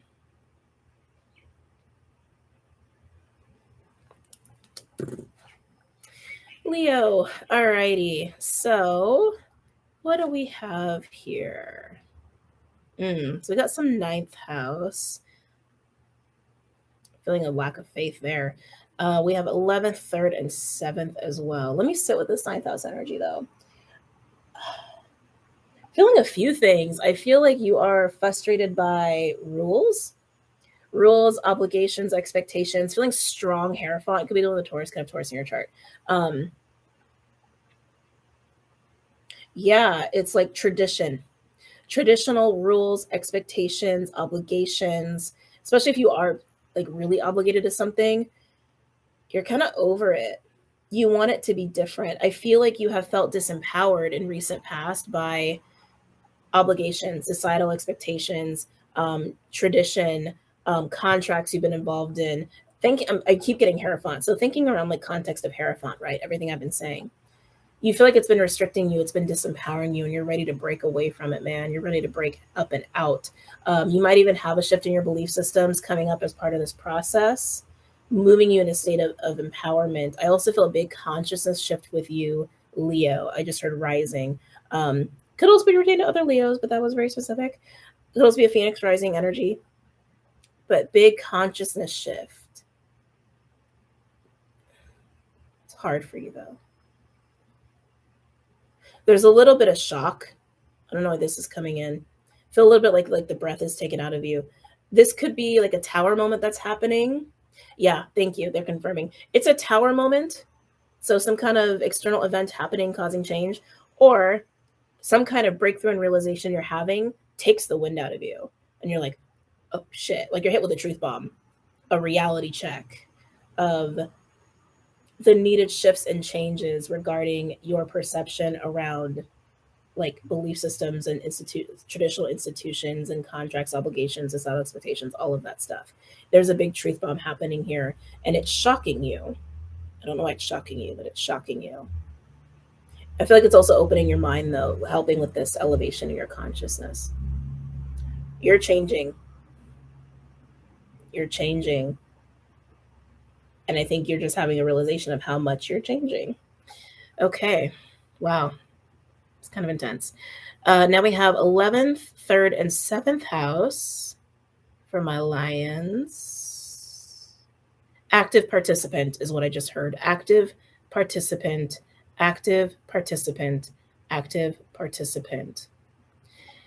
This breakthrough, this shock moment that you're having, realizing how much you're changing or how much you're about to change, I feel like all of a sudden you're getting really motivated to be a very active participant in things. Like, especially if you've been like down on yourself, or you've just been feeling like low in energy, or you've just been feeling like, I don't know what I'm doing anymore. Like maybe, I don't think everybody's been there, but some of you probably have. You're suddenly like, I'm in resolution mode now. I am in rectifying mode now. I need to talk to people. I need to research. I need to get this figured out. It's like you're suddenly so motivated to be super active. I want to say participating in the solution, participating in even your own life. Interesting. Some of you guys, this is just about humanitarian work, volunteering, how you can be an active participant in the solution is what just keeps coming through. Some of you, it's actually about taking control of your life and getting shit in order, getting shit right, taking a lot of responsibility. You're just super, super motivated, and you're very serious about it. I like it, though. I really, really, really, really, really like it for you. You need the right people. Thank you. You're realizing how important having the right people in your life is, as far as supporting your dreams, your goals, even just supporting a healthy, sustainable life. Having the right people in your environment is key to that. And some of you, I think, some of you this might even be an awakening moment. It's like you suddenly can see like how wrong some of the people have been in your life, like to even be in your life. I'm also getting some self-reflection. Got so much coming in. I'm also getting some self-reflection here too. Some negative self-talk. Negative self-talk, judgment, negative thinking, complaining, even all the complaints coming in here. Just negative, like words, thoughts, junk, the mental junk. How much that's been affecting you or holding you back, whether you're exposed to it a lot or it's something that you do yourself. There's a lot of taking responsibility and accountability for you, Leo. I'm loving it. I'm loving it. It's amazing. And also focusing on bringing in the right people, kind of like for Gemini and Cancer, who brightens you up, right? To nurture that. Wow, it's a lot. Definitely feeling some projects too. It's just a lot of inspired energy. Yeah, definitely feeling some projects. I'm also feeling strong friendships coming in here. Again, nurturing the right people, nurturing the right people, nurturing the right people, nurturing the right people. All right, let's pull some cards for my Leos. Ooh. Light Seers. We're going to go with Light Seers, Sarah. My necklace suddenly wanted to shift. All right. Any messages or insights for my Leos?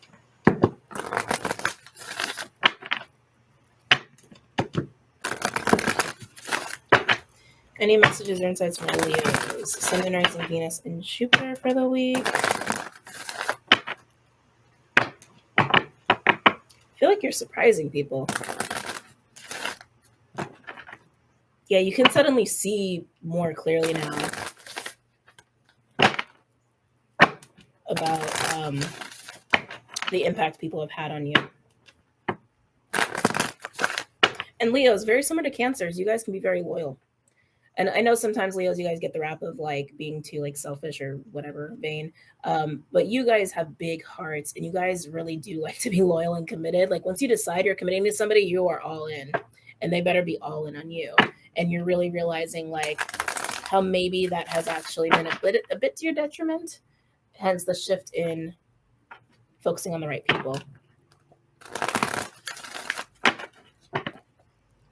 Any messages or insights for my Leos for the week? Sun, Rising, Venus, and Jupiter.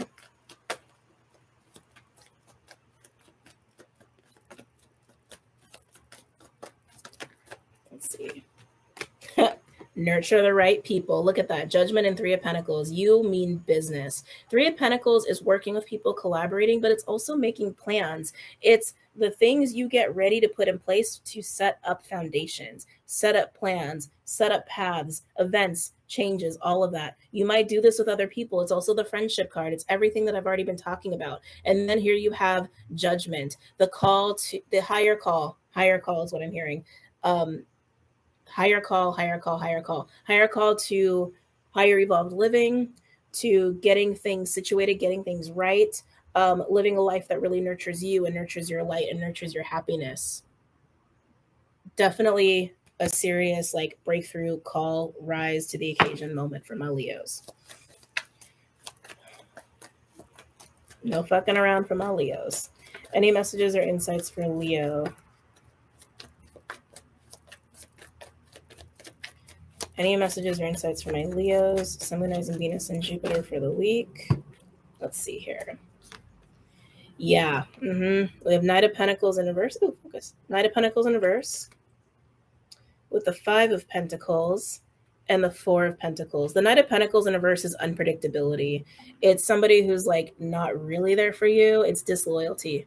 It's disloyalty, it's lack of commitment, lack of integrity, lack of follow through. That's what the Knight of Pentacles is. And with the Five of Pentacles and the Four of Pentacles, this could be your own lack of follow through, or it could be what you've observed from other people not being there for you, not showing up for you. Again, very similar to Cancer, your neighbor, right? Leaving you with the Five of Pentacles, feeling like you've lost something, a little bit in scarcity, lacking of faith, at a loss. With the Four of Pentacles, trying to hold on for dear life, a little bit in survival mode, trying to hold on to what you have left. But the Four of Pentacles and the Five of Pentacles, there's an Ace of Pentacles here. It's like you're holding on to dear life for Ace of Pentacles. I'm actually hearing you've been holding on to hope that things can turn around, but now it's time to take that Ace of Pentacles, to take what you have left and get to work. Turn that Ace of Pentacles into a Three of Pentacles and to a Ten of Pentacles, right? Take what you have, put it to work, grow your foundation. No more fucking around. And recognize who's let you down, right? Recognize who's the right people, who's not the right people. And also taking accountability for yourself if you've been in this Knight of Pentacles in reverse mode. Not taking yourself seriously, not following through on the things you know you want to do or things you'll say you'll do, right? That negative talk, negative thinking sort of stuff. See what else wants to come out for Leos. Any other messages or insights? Five of Cups, that loss, disappointment. I keep getting the negative self-talk, Leo. I keep getting like the, I keep getting the word complaining, which is strange, but that's what I'm getting. It's like about the things that went wrong, the things that you lost, the things that caused you grief. Process it if you need to, but know that you haven't lost everything. You can take what you have and turn it into gold, okay? Turn it into the life that you want, the life that lights you up, okay? Any messages or insights for my Leos? Okay, everyone's getting the King of Pentacles today. I love it. Yeah, honest moment here. Page of Cups with the Three of Wands in reverse. Being really honest about your disappointments, being really honest about the path you've been walking, and maybe realizing that you do need a shift here. You need a little bit of a reality check. You need to pick yourself up, take that Ace of Pentacles, and turn it into something else. But with the Page of Cups, it's not just honesty. It's also creativity, right? It's creativity. It's emotion. It's loving energies. It's time. Some of you might actually be having a conversation with somebody, and this is what breaks you open here, right? Gets you to this breakthrough moment. I'm definitely feeling a conversation. Definitely feeling a conversation about, hey, this works, this doesn't work. Hey, this is what I've been struggling with. And they just inspire you. They light you up, or you realize, oh, you ain't my person. Overall, we do have the King of Pentacles. This is what you're striving for. This feels very pentacle related. So this tells me that this is about the foundation of your life, your career, your work, your money, your housing, where you live, how you live. Like, that's really what's been bothering you the most. That's really surrounding this whole situation. I get it, Leos. You've lost some stuff, or maybe you've even lost people, but you can turn what you have left into gold. You haven't lost everything. Remember, I was talking about the Ace of Pentacles. Look, you got your Ace of Pentacles. You have your Ace of Pentacle. You have it. Plant it and make it grow into money trees. Okay? Whew. All right, moving on to Virgo. Might need to take a break soon. Oh. All right, Virgos. Yeah, all of a sudden I got really lightheaded. Let's see what we got going on for you.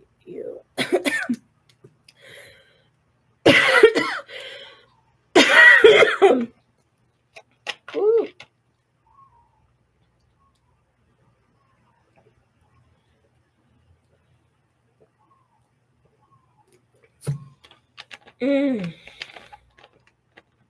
Okay. I can get whatever. Couldn't get it back on. Oh. Virgos.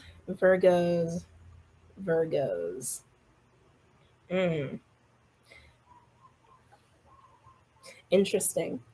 So you have some 8th house energy, Virgo. I'm actually, well, most people in these readings have been like, bring the fire out, right? Like, bring the fire out. I actually like for you, it's understanding how to master it, how to master fire, how to almost tame it so you don't burn shit. So you don't burn people or burn yourself, or burn things to the ground. It's almost like an impulsivity with words, impulsivity with like harshness is something that's coming through here, like war energy. Putting that into check. That's something that's coming through here. There's a humility with this too. Feeling the ego there. I'm definitely feeling the ego and like a humility of understanding like you can still have some humanity in in your words, in your actions, when you feel like something needs to be fixed or something's not right or you're pointing something out. Like, you can have more compassion. It's just what's coming up. What else do we have here? Yeah, the compassion, Virgo, the compassion. When it comes to problem solving, um, having that tact, having that softness, having that humanity is really important when you're leading people, or you're also just trying to be in the mix and working with people and you're in your place of empowerment. Like, you can be empowered and not tear people down or judge people, right? Sorry, it's just it's coming through. We also have some 10th house, second house, and sixth house stuff going on here. You're doing your Virgo thing with that sixth house Saturn and Vesta energy. Yeah. Virgos, you guys are feeling really on point as far as what you feel like your purpose is, your sacred work is, your goals, your visions, your causes, like all of that. You feel like you're really on point with being focused on it, and it's great. I love it. Yeah, I just keep mentioning the compassion. You do have some potential here for collaborations as well. I think everybody pretty much does, but I'm really seeing it coming through here with Venus, Libra in your second house, and a lot of creative ideas as well. Bringing people in, it's important to have that compassion as you're talking to them, as you're dealing with them. Okay. But this feels really promising for your finances. Like, this feels really good as far as work and creative projects is concerned. You guys are lit. All right. So let's go ahead and pull some cards from Virgos. I'm going to use the Honest Truth deck. Any messages or insights for my Virgos?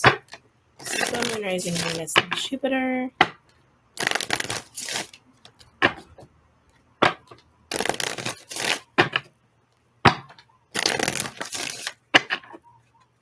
Any messages or insights for my Virgos? Sun, Moon, Rising, Venus, and Jupiter for the week. Let's see.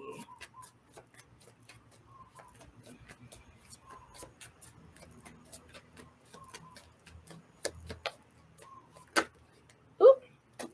What did I say? Look at you. 10 of Pentacles. You're on point with your goals, your causes, any financial investments. You're golden.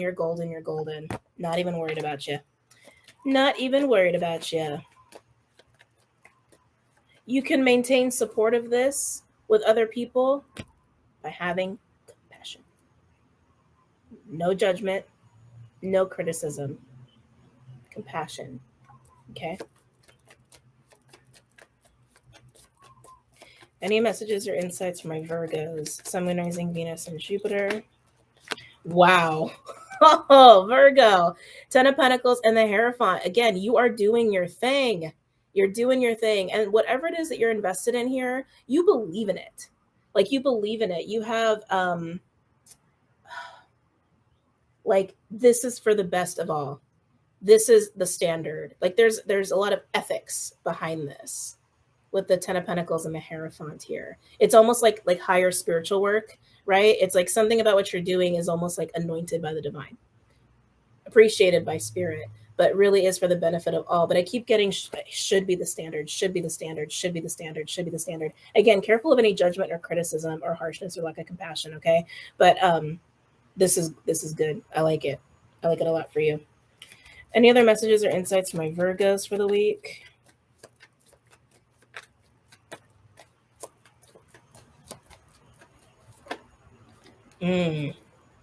Chariot in reverse. Interesting. Why is the Chariot here? Remember what I was saying about maintaining this? Achieving this and maintaining this, it's very possible. But you got to be careful. Okay? You got to be careful. The Chariot normally speaks of victory and triumph, forward movement, commitment, right? For this to work out, there needs to be support by people. They need to be committed, which means you also need to be committed to compassion. This is Cancer energy. Cancerian, okay? Compassion, motherly, that feminine. Remember what I've been saying also this whole time. Moving into compassionate warrior leader is a huge thing this week. Be careful. Tread lightly. I almost want to say, like, don't get too much on your high horse with it. Any other messages or insights for my Virgo for this week? Ooh, yeah, with the world in reverse. So some big lessons there for you guys as it relates to how to get people committed to your cause, how to get people committed to your path and what you're doing. Compassion, compassion, compassion. The world in reverse tells me this is actually a big, big lesson for you. Okay. Virgo, some of you guys might have also been getting in your own way too with the Chariot in reverse. Yeah, some of you guys might have been getting in your own way and just having a big block there, but that block can be removed here. But it seems like it's really lessons learned on your end of things. All right. Let's see what else wants to come out. Knight of Swords in reverse.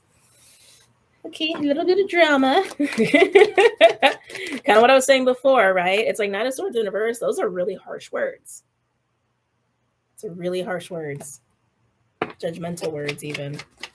Any other messages or insights for my Virgos for the week?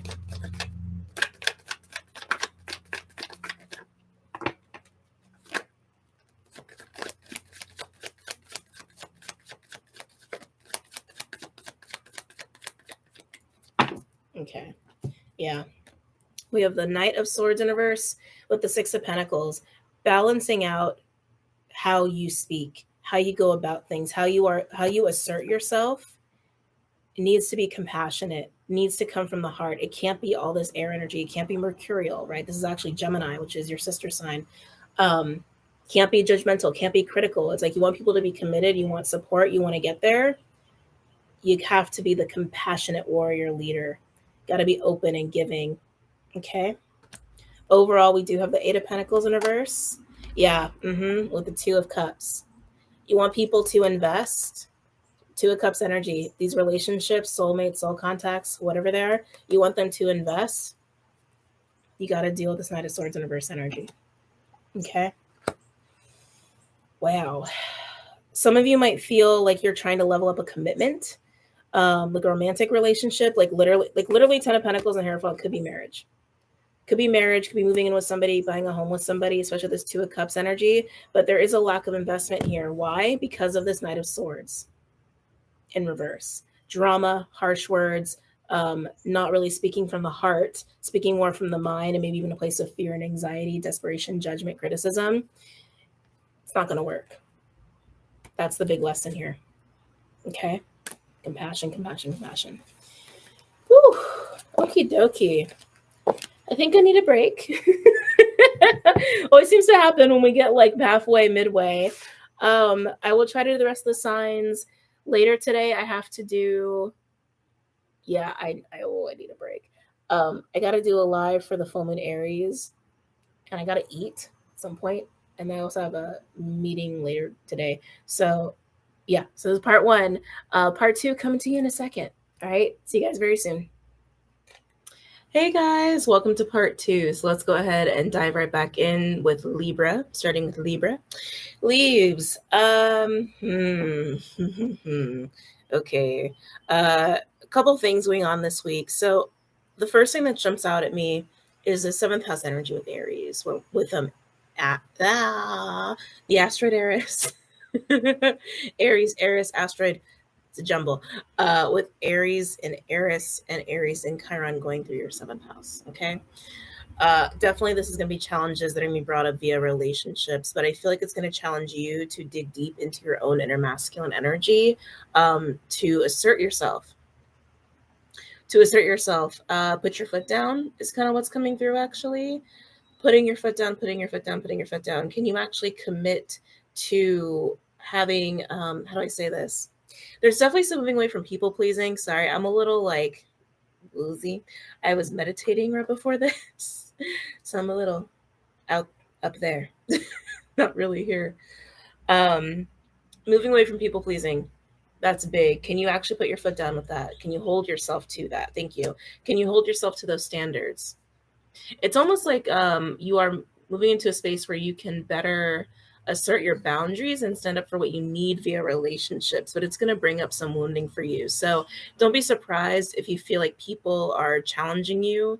And and you're like, why is this not going so smoothly? That is just because they're triggering you. Okay.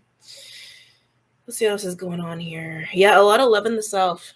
Yeah, a lot of love in the self, reestablishing boundaries, being firm with boundaries, not backing down, really balancing out also your own inner like masculine, feminine energy, balancing out your own Libra and Aries energy, your own Venusian, Martian energies, aspects of yourself here. Okay. I'm getting the word teaching. Why is teaching coming up here? Teaching. You're going to be drawn, you're most likely going to be drawn or focused on projects that affect other people, like community projects, nonprofit projects. I just like teaching as a part of it. Whether you're teaching or you're seeking teaching, or it's surrounding like the student-teacher dynamic or even knowledge-based dynamic. But it feels like you're really more focused on bringing it together, possibly even leading it, but bringing it together. There's something about teaching or learning, that student-teacher dynamic, that really calls to you. I feel like a big passion for you, or you're going to realize it is. Okay. Oh, what else coming up for my Libras for this week?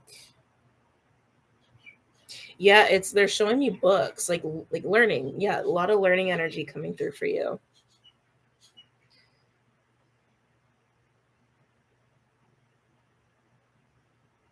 New. You're possibly going to be searching for new environments that are very fun for you and inspiring for you when it comes to learning and education. Okay. Hi. You guys know the drill with him. For those who are new, oh, you've already been watching the video. That's right, because this is part 2. I'm recording this like not on the same day, so I'm a little bit removed from part 1. Anyway, let's go ahead and get into some cards for you. Okay, Libra? Okay, mister. You can sit there. As long as you're not disruptive. All right, Libra. Lightseers Tarot. Let's do it.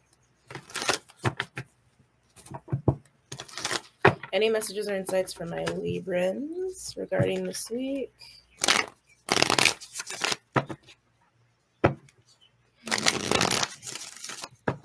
They're giving me the color purple. Why are they showing me purple?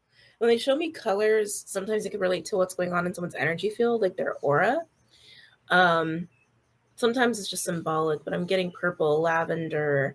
There's a nice peaceful energy here, but that to me also screams crown, upper chakra energy, downloads, higher wisdom, higher knowledge. You're having a really nice connection with your higher dimensional versions of yourself going on this week. It's almost like they're really trying to keep you in line, which is kind of interesting. Yeah, like trying to get you to walk the line. Hold the balance. Keep your boundaries. Hold to your standards. Hold yourself accountable. Oh, there it is. Hold yourself accountable, Libra, to what it is you're actually seeking within relationships. Hold yourself accountable. I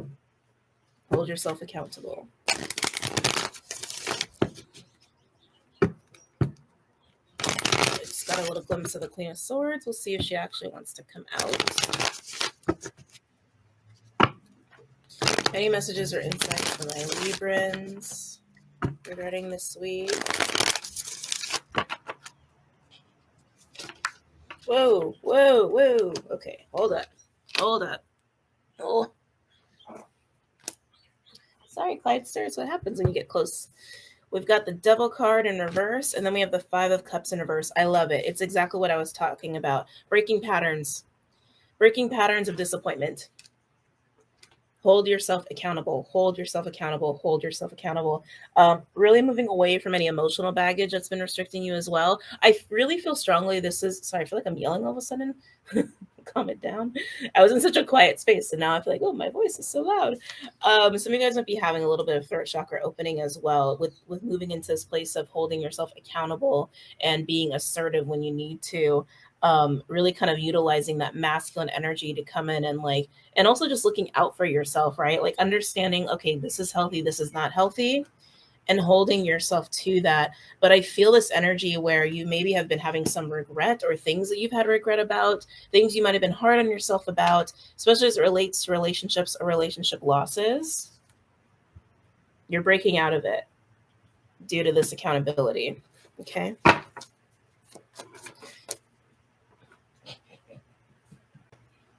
I love him.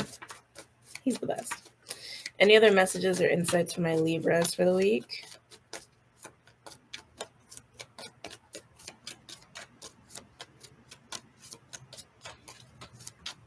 I need a bigger table, though, to have him here.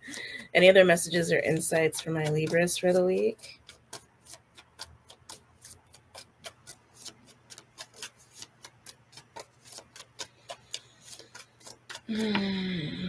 There's no card for what I'm seeing. I felt like they're about to show me a card. Well, it's so they're showing me a card shape, but it's a giant fat heart. And I was like, that's not a tarot card. There's no tarot card. That's just a big fat heart.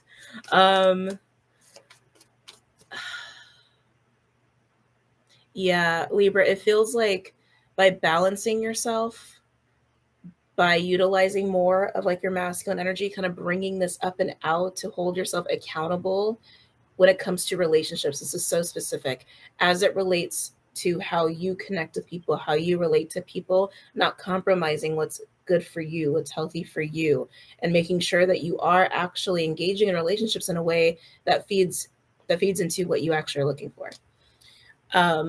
With that, I'm feeling a big opening of the throat, the heart. I'm getting that crown energy. It's like, yeah, it's really affecting your whole system, where it feels like your whole system is not only aligning, but it's strengthening. It's strengthening. And I feel like your chakras are opening.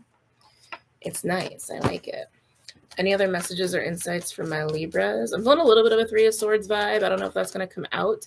But again, I feel like you are letting go of emotional stuff that's been holding you back and been feeding and enabling your patterns in relationships. Any other messages or insights from my Librans for the week?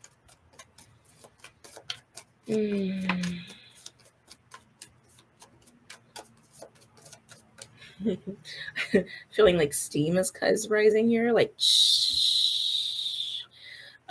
something's cooling off, being released. It feels good. It feels like it's just part of the process.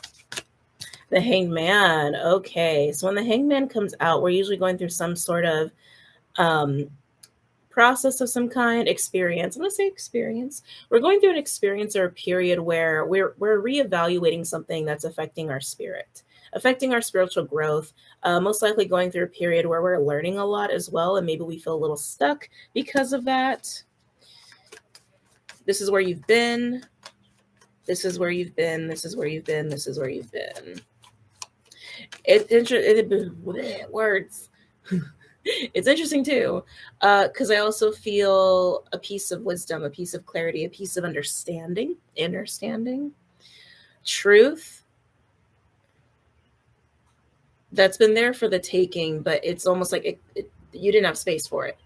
You didn't have space for it. You couldn't comprehend it because you had to do this first.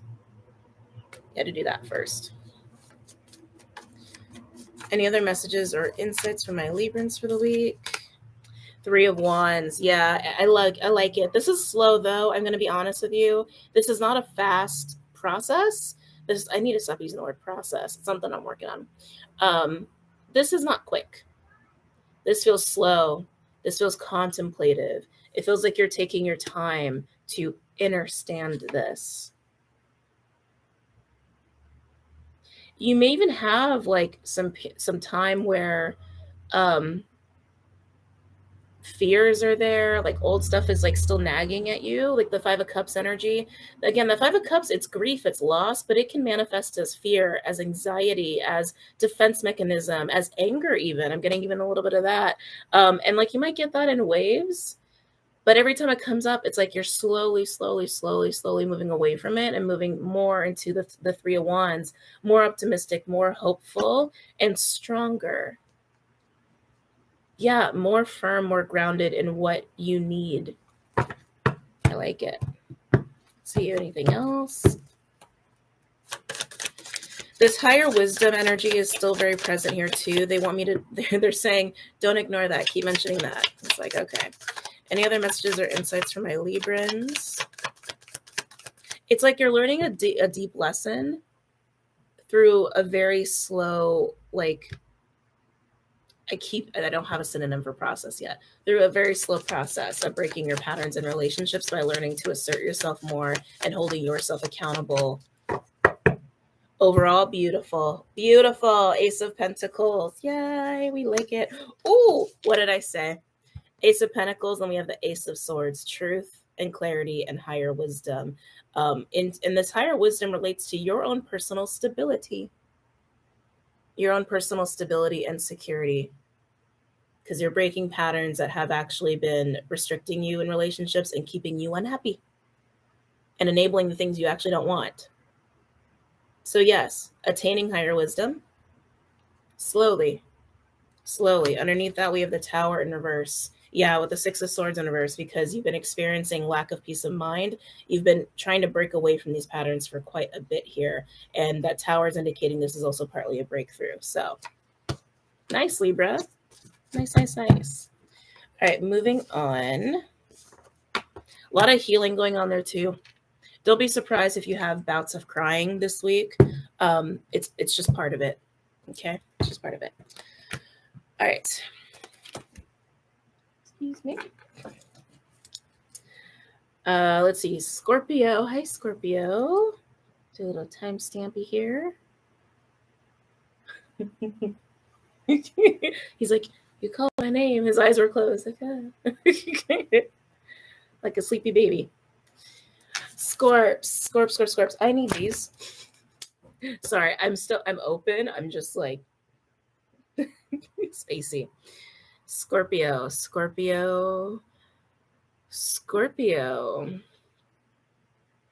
Okay, we got some responsibility stuff with you too. But I gotta be honest, this feels more like taking care of like 3D shit. Like, are you paying your bills? Are you doing your taxes? Like, are you procrastinating that? Are you checking your email? Like, yeah, it's funny. It's like I'm getting a little bit of that. Like, any issues you've had around lack of discipline with like your daily life or even your health is coming up too. Oh, there we go. Health. I said it and then the energy sank in my body. Health. Have you been on top of your health? Have you been disciplined with your health?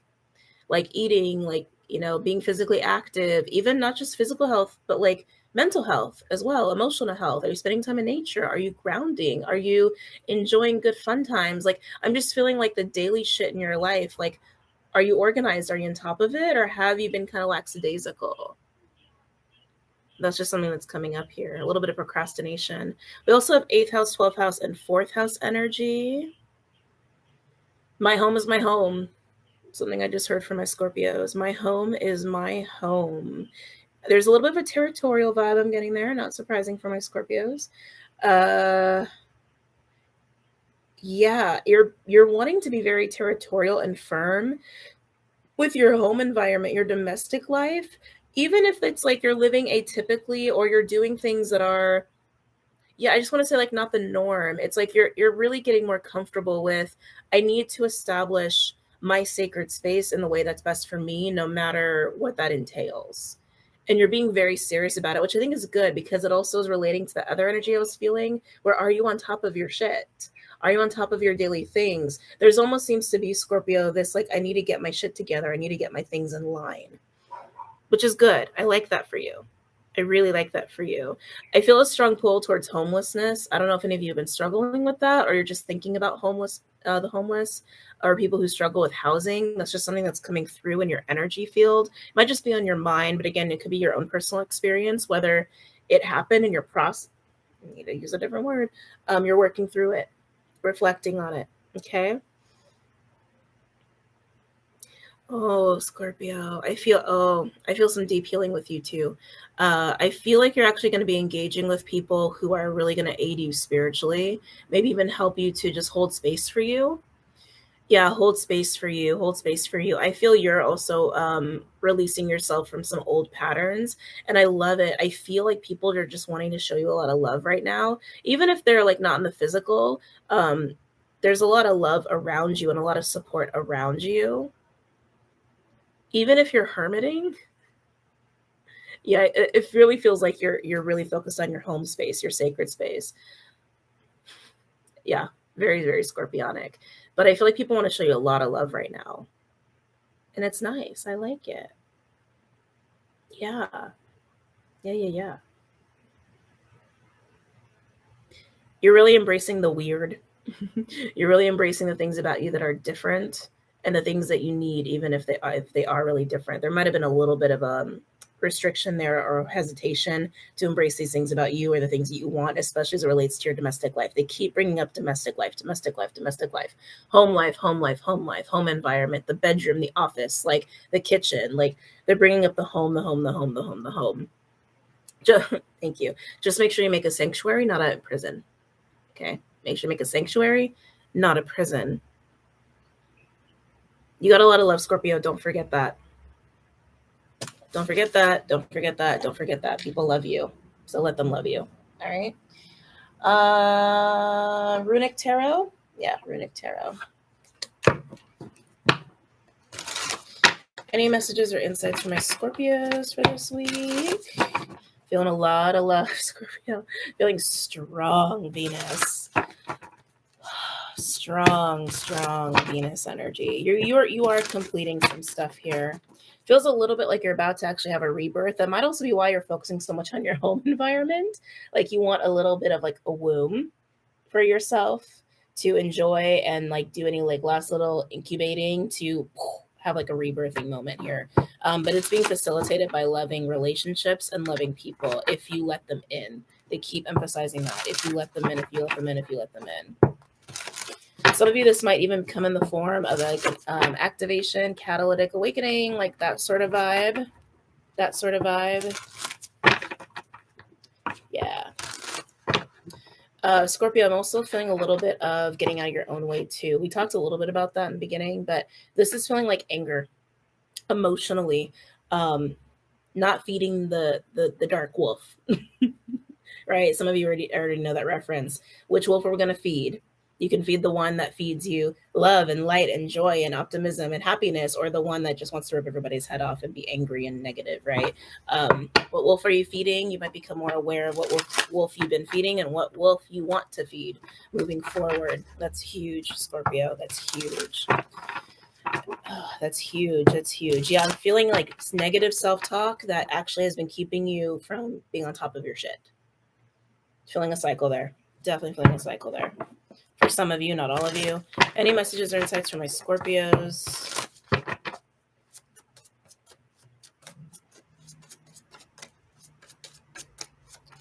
Actually, this is feeling like something I was talking to somebody about recently, and I was calling it flipping the switch. When we flip the switch, it's a choice, and it comes with a high level of awareness of the self, of, oh, I've been doing things that don't light me up. I've been doing things that actually dim my light, darken my soul, make me feel crappy, make me feel like this, and then I'm not doing anything, and then I'm procrastinating, and then I feel gross, and then it's a cycle. I'm going to flip the switch. That food makes me feel good. That person makes me smile. This environment makes me happy. And then suddenly you're feeling better and more optimistic and more open and light, and you're doing things and you're on top of your shit and you're happy, and then it just feeds itself, right? Flip the switch. Feed the right wolf, Scorpio. Flip the switch. For those who need to. This is not going to be for everybody. King of Swords. Okay. Okay. I just heard stiff upper lip. This is kind of a firm energy. I don't know if this is you, Scorpio. It could be potentially, so take it as it resonates. Yeah, I keep wanting to pinch my mouth. Like, someone's got a tight throat chakra, very all tight up in here. A lot of tension, which tells me anger. A lot of like, what is say something, blah blah blah. That kind of vibe. So it could be you or someone that you're dealing with. So just keep that in mind. This is someone who feels older, though. Older. That's subjective, depending on how old you are, right? When I say older, I mean like late middle aged, like I don't know, late 50s, early 60s. not a teenager, not a young adult. Like, this person has years on them. They've got some years on them, is how it feels. Energetically, that's how it feels. Could even be somebody who, I'm sure you've met these people, or like, I'm sure there's a name for these people. Like, people who act like older than they are, but not in a good way. You know? People who act like grumbly, gripey, complain, and just act like life has been hard on them, and act like kind of old and surly, like even if they're 30, 20, 15, whatever. You understand what I'm saying? It's like, that's the vibe of this energy that I'm feeling with the King of Swords. Not all bad, though. I don't feel like this person is a bad person. They're just really serious. Hold on. They're really serious and they're really firm. They're a little gripey. Any messages or insights for my Scorpios? Let's see. Ooh, okay. And then we have the Page of Wands and the 10 of Swords. The Page of Wands. Did I say Page of Wands? And it's the 10 of Swords. I just flipped it. Whoa. Page of Swords and the 10 of Wands. Interesting. Maybe the other energies are playing a role here too. But Page of Swords is like a new understanding. It's like research. It's learning. It's a little bit of a learning energy, but it could even be somebody who's younger. So this could also be a parent-child dynamic, Scorpio, that you're encountering this week, whether that's something that's happening in your energy field or something that's happening to you personally. But that 10 of Wands is screaming work. It also says burdens, but I feel work. Like, what amount of work is required here for what's ahead? That's what it feels like to me. There's an understanding. There's an understanding of how much work something is going to take. It almost feels like somebody is trying to flip the switch. Yeah, this is flipping the switch. And it's okay that it's going to take a lot of effort. Doesn't mean it's not worth it. And especially with the Page of Swords, there's something about this Page of Swords that feels optimistic. Yeah, this is flipping the switch. Gripity energy.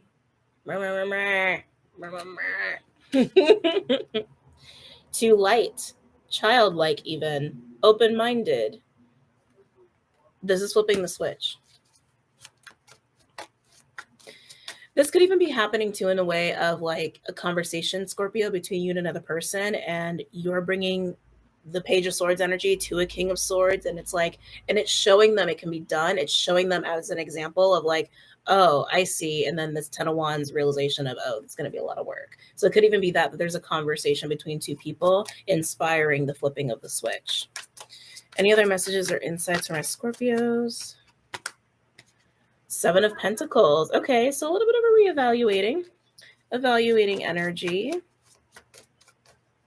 Yeah, this was a little bit like someone is kind of at a crossroads. Could be a crossroads or just realizing there's a new path. Flipping the switch. There's a new path. There's a different way of doing things. And there's an evaluation happening, taking stock, if you will, of where someone's at, where someone's been. And can I make this change? Should I take this other path? Should I try that approach? It's just taking a moment, reflecting on the amount of work that will be required.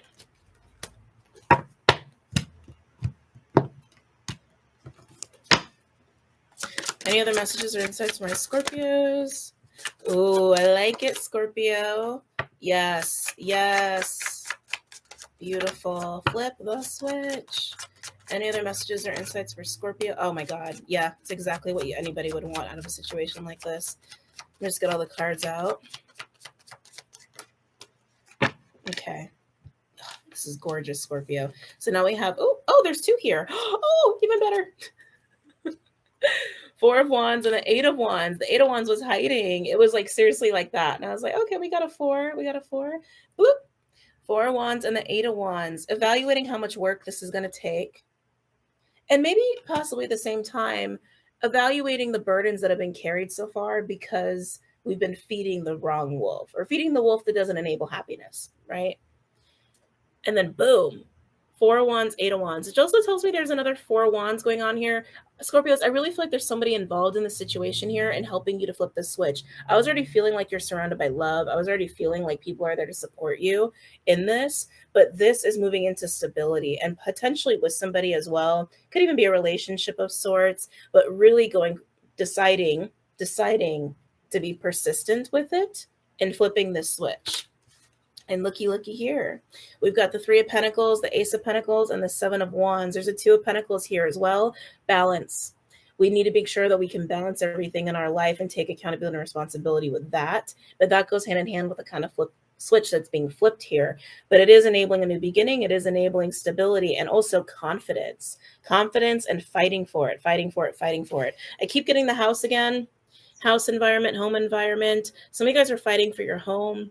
I don't know why that just came through in that way. Fighting for your home. Some of you guys are deciding to put down roots somewhere and just being like, this needs to be done. And I'm doing this now. Potentially even doing this with somebody with the Four of Wands and the Three of Pentacles with the Ace, just because it's a 2 and the 3 is about forging plans and also collaborations with people. But this feels new. It's a new approach to your home, a new approach to your sense of security, and also the foundation and structure of your daily life. I don't know if I said this, but some of you guys, this could even be a new home, and deciding that it's what you need for your mental health. Yeah. Oh, I didn't even mean to say that, and it just flew out of my mouth. Deciding it's what you need for your mental health. Overall, we do have the Three of Wands. Oh, and the Queen of Swords. Remember, we had the King. The King and Queen of Swords. I'm feeling a pair here, Scorpio. Not to mention also the Page. So this could even potentially indicate that there's a family involved here or family dynamic involved here. At least a pairing of some sort. Yeah, a pairing of some sort. There's this shift into optimism and looking ahead. It feels really nice. It feels really, really nice, Scorpio. It feels like a coming together, and it feels like it's directly impacting your home. Okay. Yeah, just want to see if anything else wants to come through here. Yeah, no, that's it. Okay. Cool. Good for you, Scorpio. Oh, something did just come through. You could be the one who's inspired here, or someone could be inspired, or you could be the... Bear with me. I'm a little crazy today. You could be the one who's doing the inspiring, or the other person could be. But this definitely feels like this is for Scorpios, where you are talking to people and letting people hold space for you while you figure shit out. And there is inspiration here. There is love here. There is support here to bring in the clarity and understanding of, okay, things can be different, but I need to get my shit together. I need a stable home environment that is really good for my mental health. I need a stable discipline, routines, and focusing on my day-to-day in a way that I am responsible for me. And then I can have more stability. Then I can have more happiness, potentially with somebody even, or not. But it's definitely all swords, that King and the Queen and the Page. Some of you, this will involve children. All right. Whew. Alrighty. Saggy. Hey, Sag. All right. There we go. Sagittarius. So let's see. What do we have for my Saggies? Okay. Got a lot of masculine energy going on for you, Sag. I want a masculine.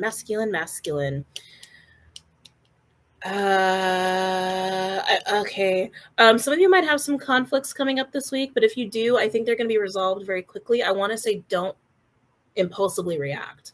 I know you're a Saggy. I get it. Sorry. But I really want to say that don't impulsively react just because something triggers you or throws you off guard. Take a minute. Okay. Take a minute, because I feel almost like a lash out is kind of what I'm feeling. And I'm feeling this is going to be coming up in like social groups, get-togethers, parties, maybe bar settings, even dating potentially, and it's just going to throw you. I feel like it's actually triggering feelings around not being taken seriously. Yeah, I feel a little bit of like, I'm different, I've grown, thank you. But more aggressive than that. Yeah, just don't react so harshly. If you're reacting so harshly, it's because there's something there that is either hurting, like, you know, you're still hurting, or you have a little insecurity about. Like, take a moment, take a few breaths, reflect before you react, is just what I want to say.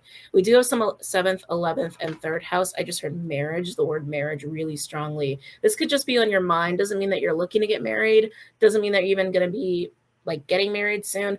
The idea of marriage is on your mind. Is it for you? Is it something that you would actually be interested in? What would you need out of a marriage to work for it to work with you? It's just coming into your brain for whatever reason or another. So don't get too scared with me saying that, but I just heard it. So I just have to be honest with what I heard. Law. Why is law coming in here? Some of you guys might be getting interested in law and politics. Doing what you can. Doing what you can. Doing what you can, doing what you can, doing what you can to support people in their causes, their struggles. I like it. That's beautiful. It's really beautiful energy. Yeah, I feel like you're in do mode. You're just in do mode, and you're wanting to be responsible. You're wanting to be protective, almost fatherly, Sag. It's kind of an interesting vibe for you. What else is coming through here?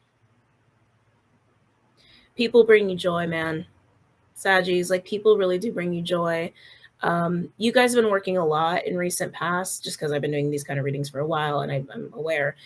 You've been doing a lot of work, reflection, accountability in recent past on your communication and how it affects your relationships, and accountability of what you say and the impact on people, and being responsible.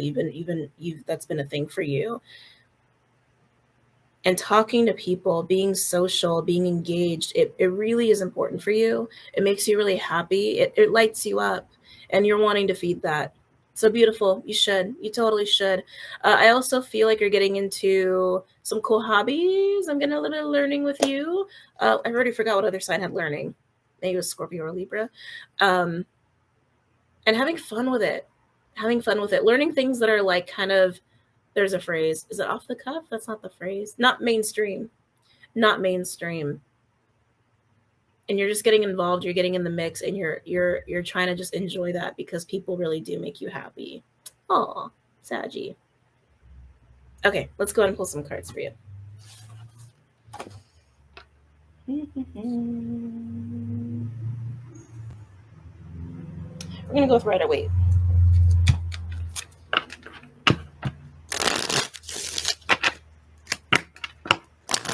Any messages or insights from my Saggies for this week? Any messages or insights from my Saggies for this week? Clyde, watch your tail.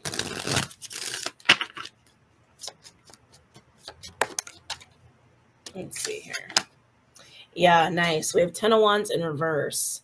You're looking to really just light yourself up again. Again, you've been doing work, and that's great, but it's time for Saggy to be Saggy and be engaged, be in the mix, be social, have these exchanges. Again, if you start to get triggered by anybody, try really hard not to lash out. I really want to say, just have a reflective moment. You're finally moving out of this struggle and the weight, I feel it on my chest, the weight and burden of feeling like you try to communicate, you try to talk, you try to share, and it gets taken the wrong way, or people don't understand you, or people don't hear you. And again, some of you, it's been a lesson in tact and how to communicate effectively. But others of you, there's been programming there that's been telling you that that's what's going on, but it's just not the case. And so you've been working through that, a little bit of shadow work. But either way, moving out of the struggle, okay? Out of the burden of all of that.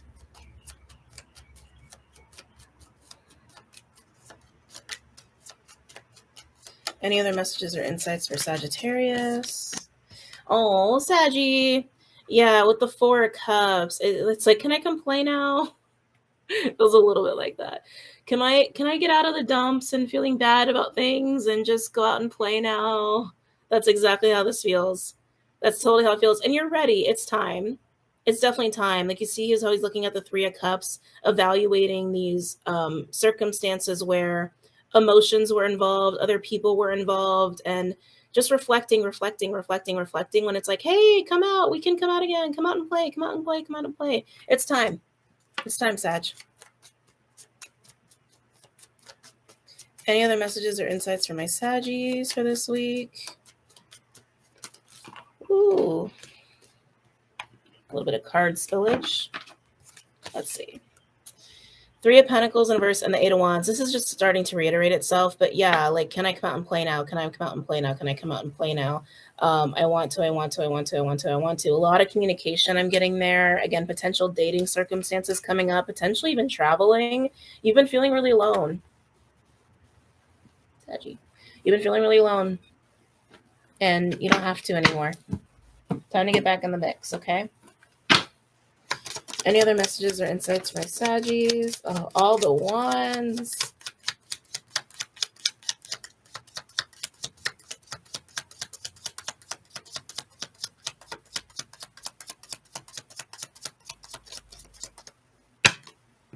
Okay. Yeah, remember I said looking at the 3 of Cups, and look, we got the 3 of Cups. 9 of Wands in reverse and the 3 of Cups, and it landed right over here. It was really more like this. Putting it down, putting it away. Stop ruminating, stop reflecting. You've done enough. You've done enough work. You have the tools now. You have the clarity now. Allow yourself, give yourself the permission to come out and play again, all right? Overall, we do have the 4 of Wands. You want to play. 4 of Wands is not just stability. It's also celebration and gatherings. Weddings even, right? It's the portal. It's the portal. Walk through the portal here. You got the King of Wands in reverse underneath that. You don't have the confidence right now. You're still kind of feeling down on yourself, Sag. Oh, Saggy. And then we have the Emperor and the 10 of Swords. You just feel really bad about some of the past experiences where maybe there were consequences for your actions and what you did, and you've second-guessed yourself. But again, this has also been a period of growth and understanding for you. People light you up.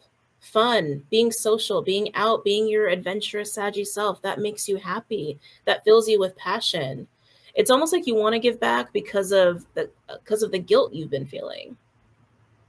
Yeah, with that Emperor and the 10 of Swords. Like 10 of Swords sometimes we can see as betrayal, but I'm just feeling it more as guilt. Guilt and pain. Guilt and pain, guilt and pain, guilt and pain. For being too blunt, for being too harsh, not being compassionate enough, not having enough tact. But Sag, it's time. It's time, okay? It's time. Remember, 4 of Wands. It be time. Some of you guys might be having some changes in your house, your domestic life. Yeah,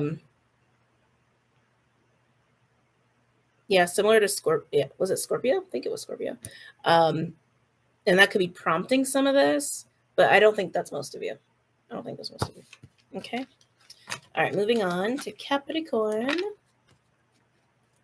My Cappies. Let's see here. Oh, no. What happened? Whoa, hold up.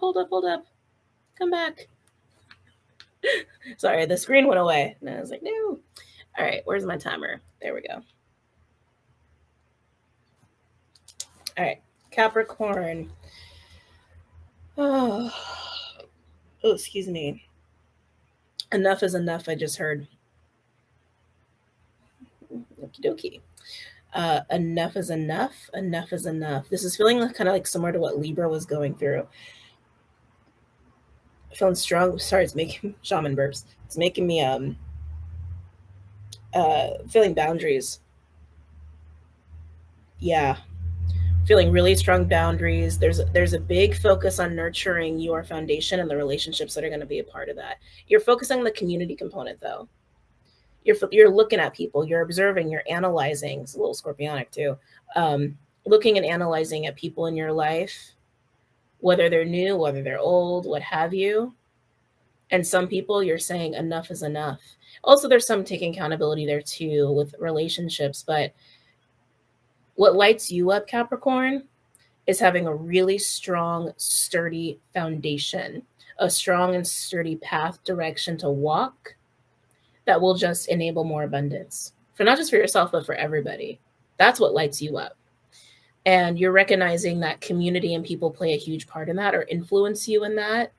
And you're doing some reevaluations. That's how it feels to me. You're doing some reevaluations here, Capricorn.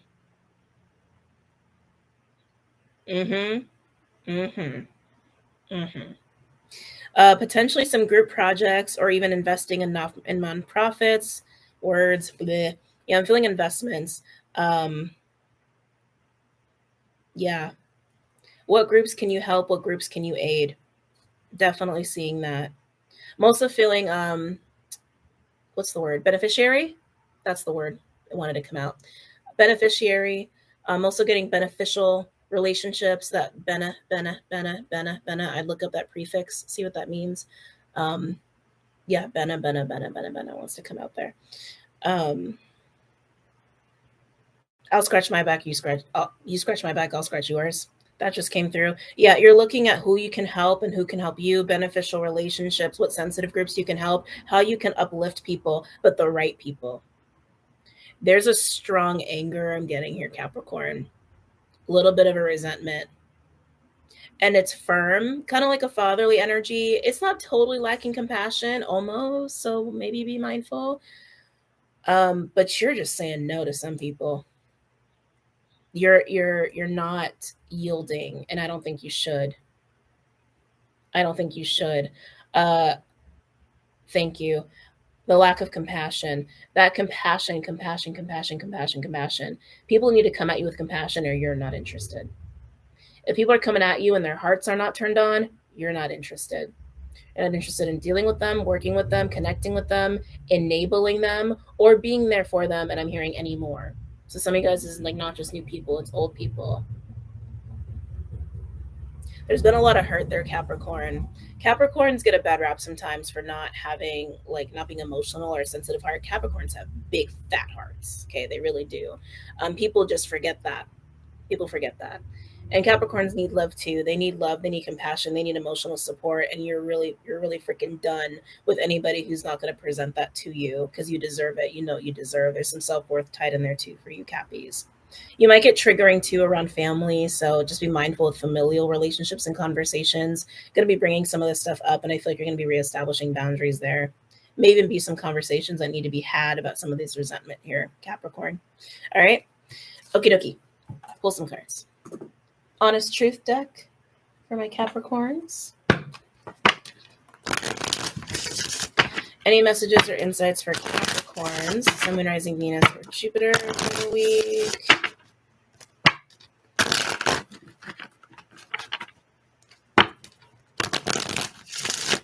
Any messages or insights for Capricorns for the week? Yeah, suddenly I feel like a Queen of Cups energy. We'll see if she comes out. Queen of Pentacles, Queen of Cups. It feels more watery than a Queen of Pentacles. Queen of Pentacles is watery, but not quite like a Queen of Cups, right? But I'm starting to feel that energy come in here. Again, you're not demanding. That sounds firm, but no, you kind of are. You're holding a standard. Yeah, this is similar to Libra. You're holding a standard, and there's nothing wrong with that. But it also doesn't mean that you don't have that compassion for yourself as well, or for others. Like, it's like you've brought in more of this compassion. Your heart feels really open, and you're going to engage with people where you can maintain that state, where you don't have to protect yourself or drain yourself. Because Cappies need to be taken care of too. Any messages or insights for my Capricorns? Sun, Moon, Rising, Venus, and Jupiter. Ooh, there it is. There's the axe. I just heard the axe. Maybe it's X, but axe. Someone's getting the axe. This is an ending. I'm getting a strong ending here. I don't feel pain necessarily. I just feel ending. I love this illustration of the Ten of Swords, by the way. Someone's getting the axe. That's like literally what I saw. Like cut, done, cut, severed. It feels like you're moving into an easier time too, Capricorns, by holding the standard. And you are Saturn, right? So keep that in mind too, that Saturn's playing such an important role this week of being very serious about what you want to be committed to. And you want to commit to things that light you up. That's the thing this week. Commit to things that light you up. Commit to people that light you up. Anything that doesn't hold up to that standard, cut. Which means you're going to be left with a lot of light. Oh, yep, there it is. King of Cups in reverse. Anyone that gives off a closed heart feeling, cut. Can't stress it enough. It's very straightforward. Your heart's not on. Your heart's not open. No, thank you. No, thank you. Any other messages or insights from my Capricorns for this week? Wow. Yeah, with Page of Pentacles in reverse. Yeah, anybody who is not really going to be there for you. Page of Pentacles in reverse can be somebody who's not trustworthy. It can be somebody who's not exactly a friend. All right. It could even be somebody who's a little envious, greedy. Yeah. Closed heart, greediness, looking out for the self, not really interested in being there for you. Cut. You could also be cutting out this aspect of yourself if you feel like you've had this tendency, but I don't really feel like that's the case, but potential there. Any other messages or insights from my Capricorns? Let's see. Wow. Oh, Cappies. Yes. You're letting people in. I love it. We have the 9 of Pentacles in reverse to the 10 of Pentacles. There's an Ace of Pentacles here. I really feel strongly you're actually moving into the 10. This can also be read as having insecurity, like feeling kind of unsure about your foundation. And there could have been a process of that, but you're not unsure anymore because you're cutting away the things that would dim your 10 of Pentacles, that would risk your 10 of Pentacles. I feel like you're actually letting people help you, letting people in, allowing for support, allowing for people who are not this to come in and be like, what can I do for you, Capricorn? Oh, you want to sit down and talk? Let me tell you a joke. Like, literally, that's how it feels. Strengthening your 10 of Pentacles, fortifying your 10 of Pentacles with community. Because 9 of Pentacles in reverse is somebody who's not solo. They're not solo. They're not solo. They're not solo. Some of you guys, this could also be about a relationship. Okay? Where you're not tolerating this kind of energy. You're not tolerating this kind of behavior. You could be potentially trying to make somebody reach a new standard, but I feel like you're cutting those people out. So just thinking about long-term relationships in general. Some of you guys could be moving into a long-term relationship and actually deciding not to deal with somebody anymore. So leveling up a commitment if you were deciding between people, definitely present.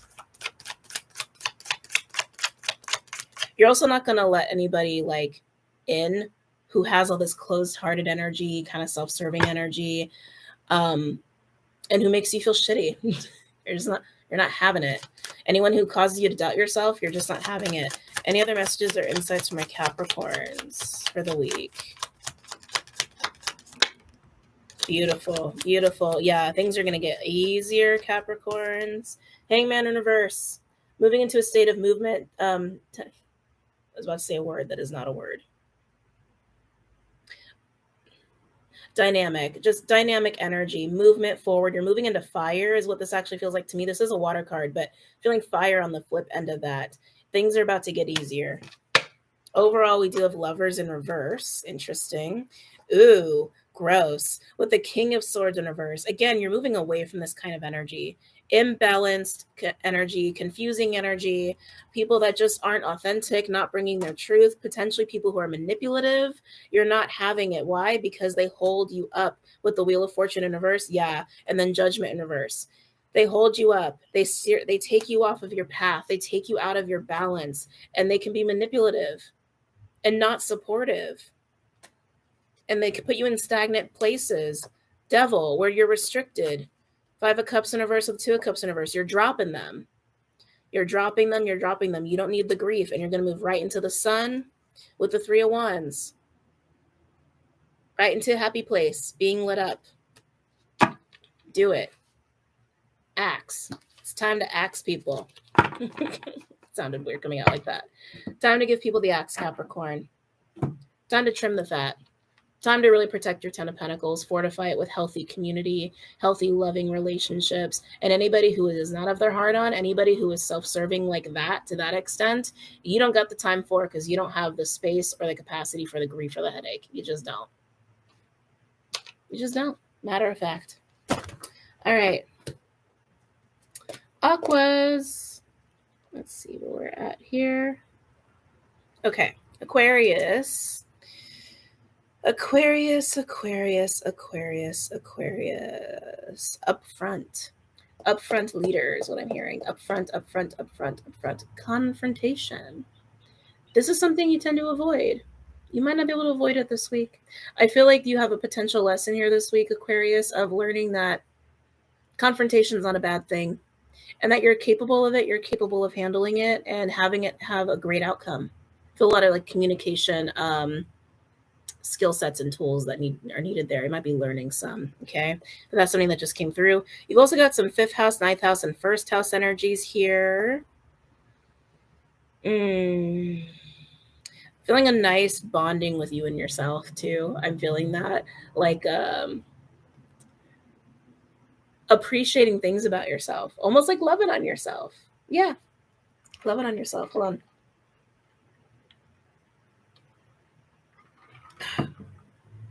Loving yourself, being more devoted to yourself, your self-care, your self-love, and being like, you know what? I am attractive. You know what? I am smart. You know what? I am cool. Like, just things like that. Just really spending time with you and appreciating you. It's really nice, Aquas.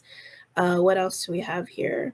Ooh, Aquas. You might have some teaching relationships coming in here. You might have people coming in that are soul contracts, like literally to learn very specific things. And they might be a little challenging, but I feel like it's going to be good for you.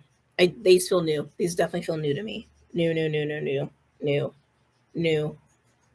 These might even come in the form of work or like projects, collaborative efforts.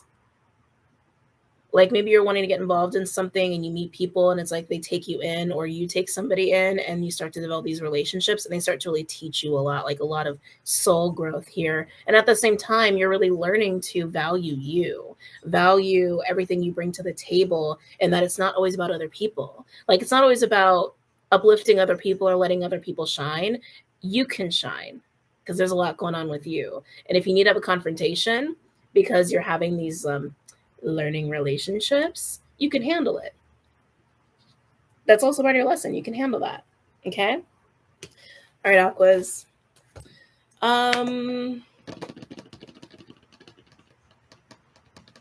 What deck does Aqua want? Spellcasting? Okay. Any messages or insights for my Aquarians for the week? Any messages or insights for my Aquarians for the week? Ooh.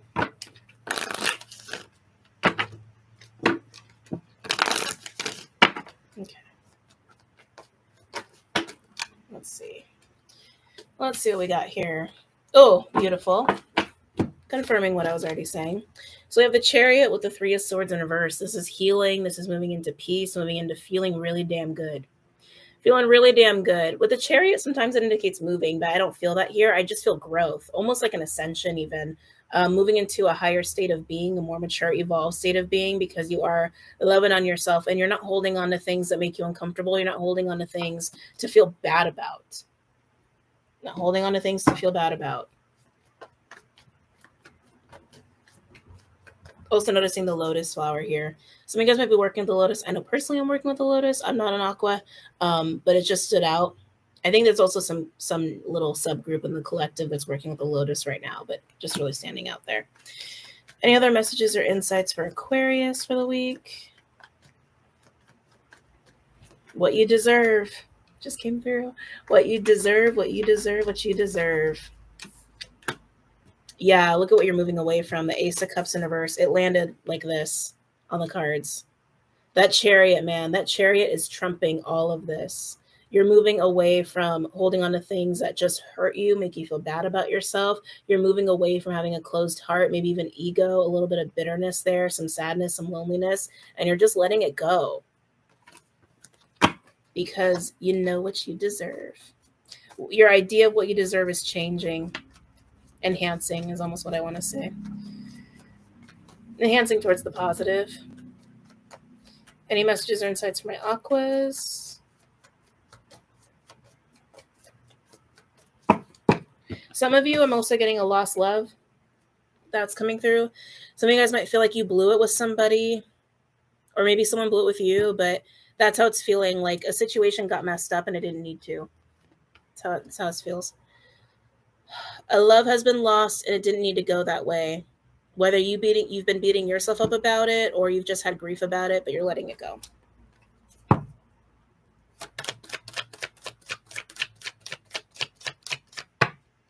Any messages or insights for my Aquas?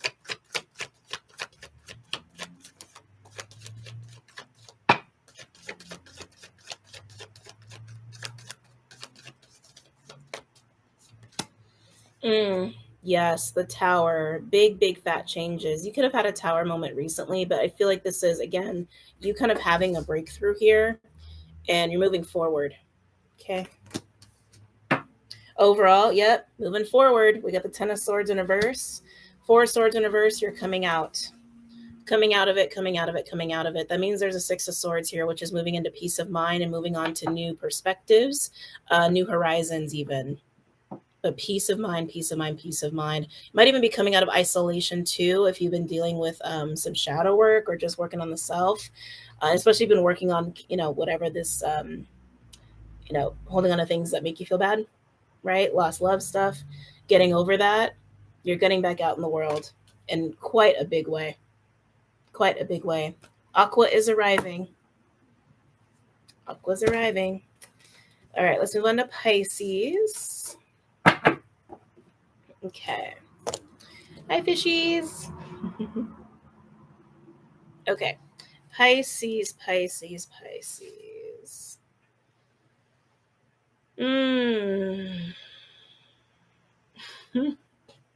don't know why this is coming through. You can be the HBIC. For those who don't know what that is, you can be the head bitch in charge. Male or female, doesn't matter. You can be the HBIC. You totally can. You totally can. You totally can. You totally can. It's funny because I feel like you're working with some your darker energy, your darker side, your shadow side, but it's a very powerful energy. It's not the things that are bad about you, right? It's the part of you that you call upon and utilize to destroy, to change things, because that's what we need to do. When we cause change, we need to destroy first, right? We need to break shit down first and then build it back up into light. Yeah, I like it though. There's something very sexy about it too, Pisces. Very sensual. I'm kind of like moving with you, kind of like a snake. I'm loving this. I'm loving this energy that you're in. You can be the HBIC. Nothing wrong with it. Nothing wrong with it at all. Yeah, I'm feeling some sexual relationships. I'm not gonna lie. So I'm feeling some sexy vibes coming in here. There's also some reevaluating of, I'm hearing trauma bonds, some unhealthy relationships, toxic relationships and patterns, but I do feel sexual relationships too. So it's like you're feeling yourself, you're feeling your power, and it's like you can be that very strong, authoritative energy whenever you need to. Like that is within you. That is a part of you and you're integrating it. It's nice. It's nice, Pisces. It's nice. It's nice. Let's see what else we got going on here.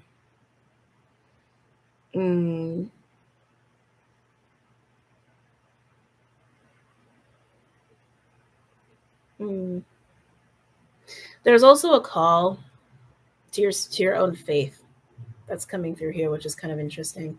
A call and commitment to your own faith. I feel like it keeps you grounded. Yeah, I feel like it keeps you really grounded. And as you're kind of calling upon this like darker, like, firm, powerful sort of part of yourself, you're realizing how important that really is for you to have, and maybe even every day to have some sort of spiritual practice or check-in, even just a check-in, something that gets you in touch with your inner Pisces, gets you in touch with your inner you, like the core part of you. That could even be creative. It doesn't have to be spiritual oriented, but I feel like I say spiritual because it affects your spirit, right? Spending some time where you can be in your mutable waters, your creative energy, in your dreamy state, meditative state even. Yeah, I'm feeling a little bit like meditative, like kind of like going up in here, up there, where you're not so bogged down in the physical. It's important for you to have that time because it's part of you and it's just part of what makes you you, as you're calling upon this power. Oh, rawr. Okay. With this HBIC energy, I also feel like this is in the form of a responsibility as well for yourself and your life, like kind of like leaning into being a badass sort of vibe here for you, Pisces. It's good. I like it. Very feminine warrior, male or female, but very much that warrior energy. But there's something very feminine about it. Okay. All right. Let's see. Where are we going for Pisces? Runic Tarot. Any other messages or insights for Pisces? Sun, Moon, Rising, Venus, or Jupiter? Any other messages or insights for Pisces? Sun, Moon, Rising, Venus, and Jupiter?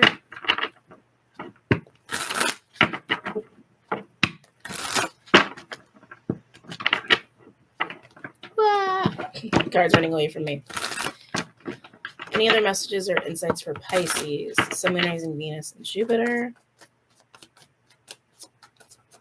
You're really learning to balance. Thank you. You're really learning to balance being in the world, but not of it. Remember what I was saying earlier? It's like, it's so important for you to have that mutable water moments in your life, in your day-to-day, how you connect to your spirit, how you meditate, how you connect to your dreams, your fantasies, your emotions, your own creative energy, that part of you. It's important to do that every day, but also stay within the earthly realm and be responsible and take care of things. That's where I'm feeling this power coming in, this HBIC energy coming in, the part of you that can get up and go and do it and handle business. It's always been there. You've been learning to call upon it, and now you got to balance it. Okay.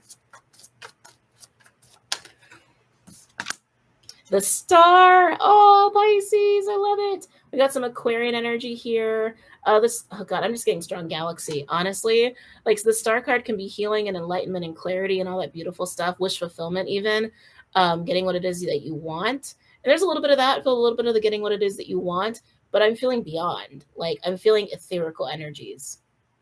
Yeah, I'm feeling cosmic vibes here, Pisces, like star seed vibes going on here. You could even be dealing with some dragons, getting in touch with dragons, getting in touch with different star families, but I'm really feeling that really strongly. I'm also noticing how he's kind of tackling this beast. There's a balance there, a balance of power, balance of personal power. There's a lot going on in this one card. Pay attention to your dreams, Pisces. Pay attention to your dreams. Might be really important this week. Any other messages or insights for Pisces? That's too many.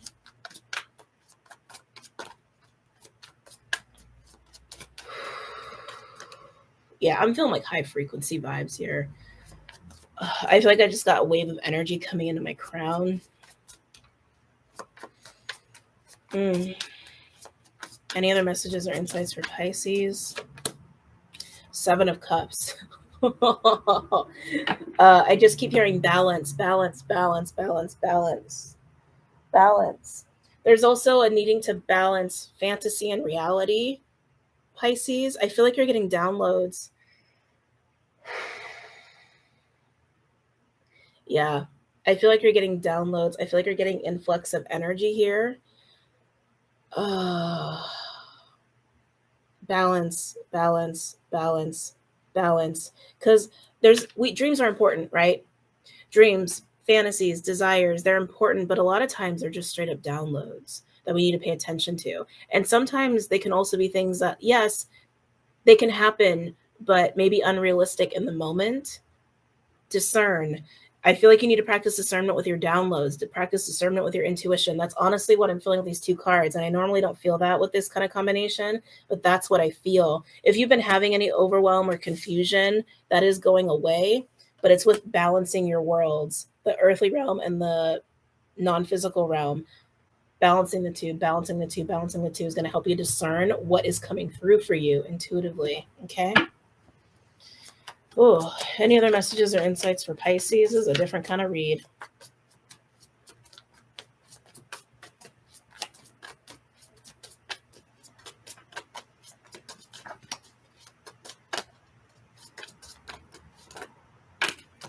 Okay, let's see. It's getting dark here all of a sudden. It's way darker here than it does look on camera.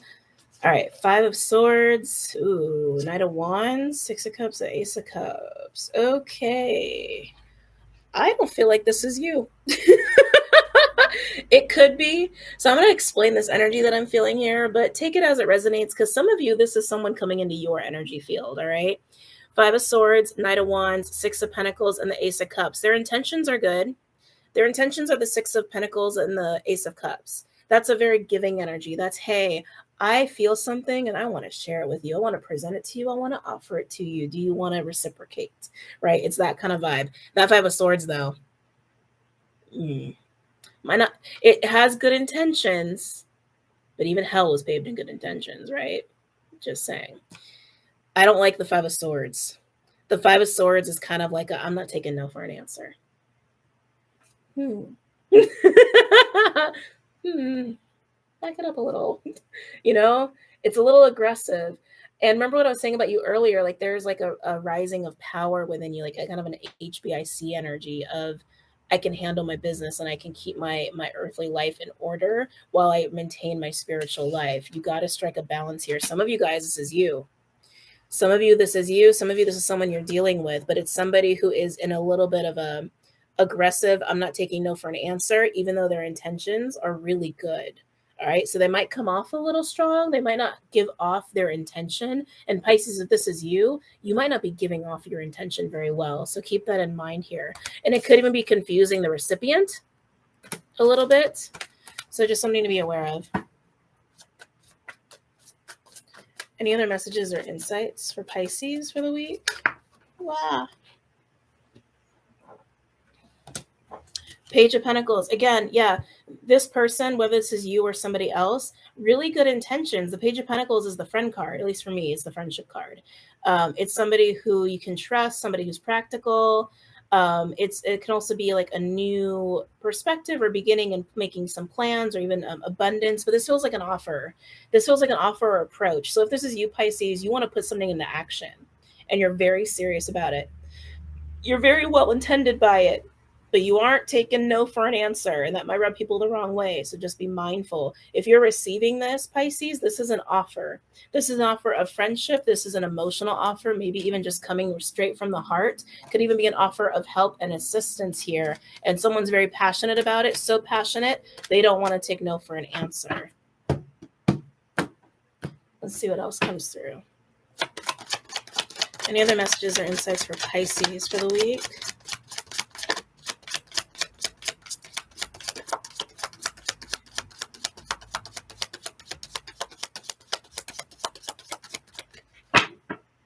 Wow, another ace.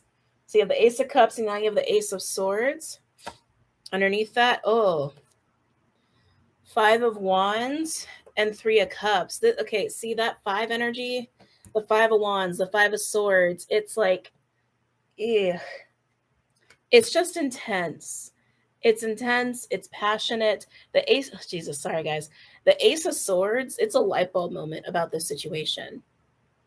And I feel like it's coming from the recipient. So whether that's you or someone else, Pisces, the recipient of this offer, the recipient of someone's not taking no for an answer is looking at the combativeness of this situation here. And there's hesitancy. I'm not going to lie. There's definitely a little bit of hesitancy. They feel really conflicted about it. Again, the offer is good. When I say good, I don't want to say it like that. The offer is well intended. The offer is to result in a Three of Cups. The offer is, hey, I want to be there for you. I want to help you. I want this. I want that. Oh, thank you. Some of you, this is about a reconciliation. Don't know how I feel about that. Could even just be friendship. Doesn't have to be romantic.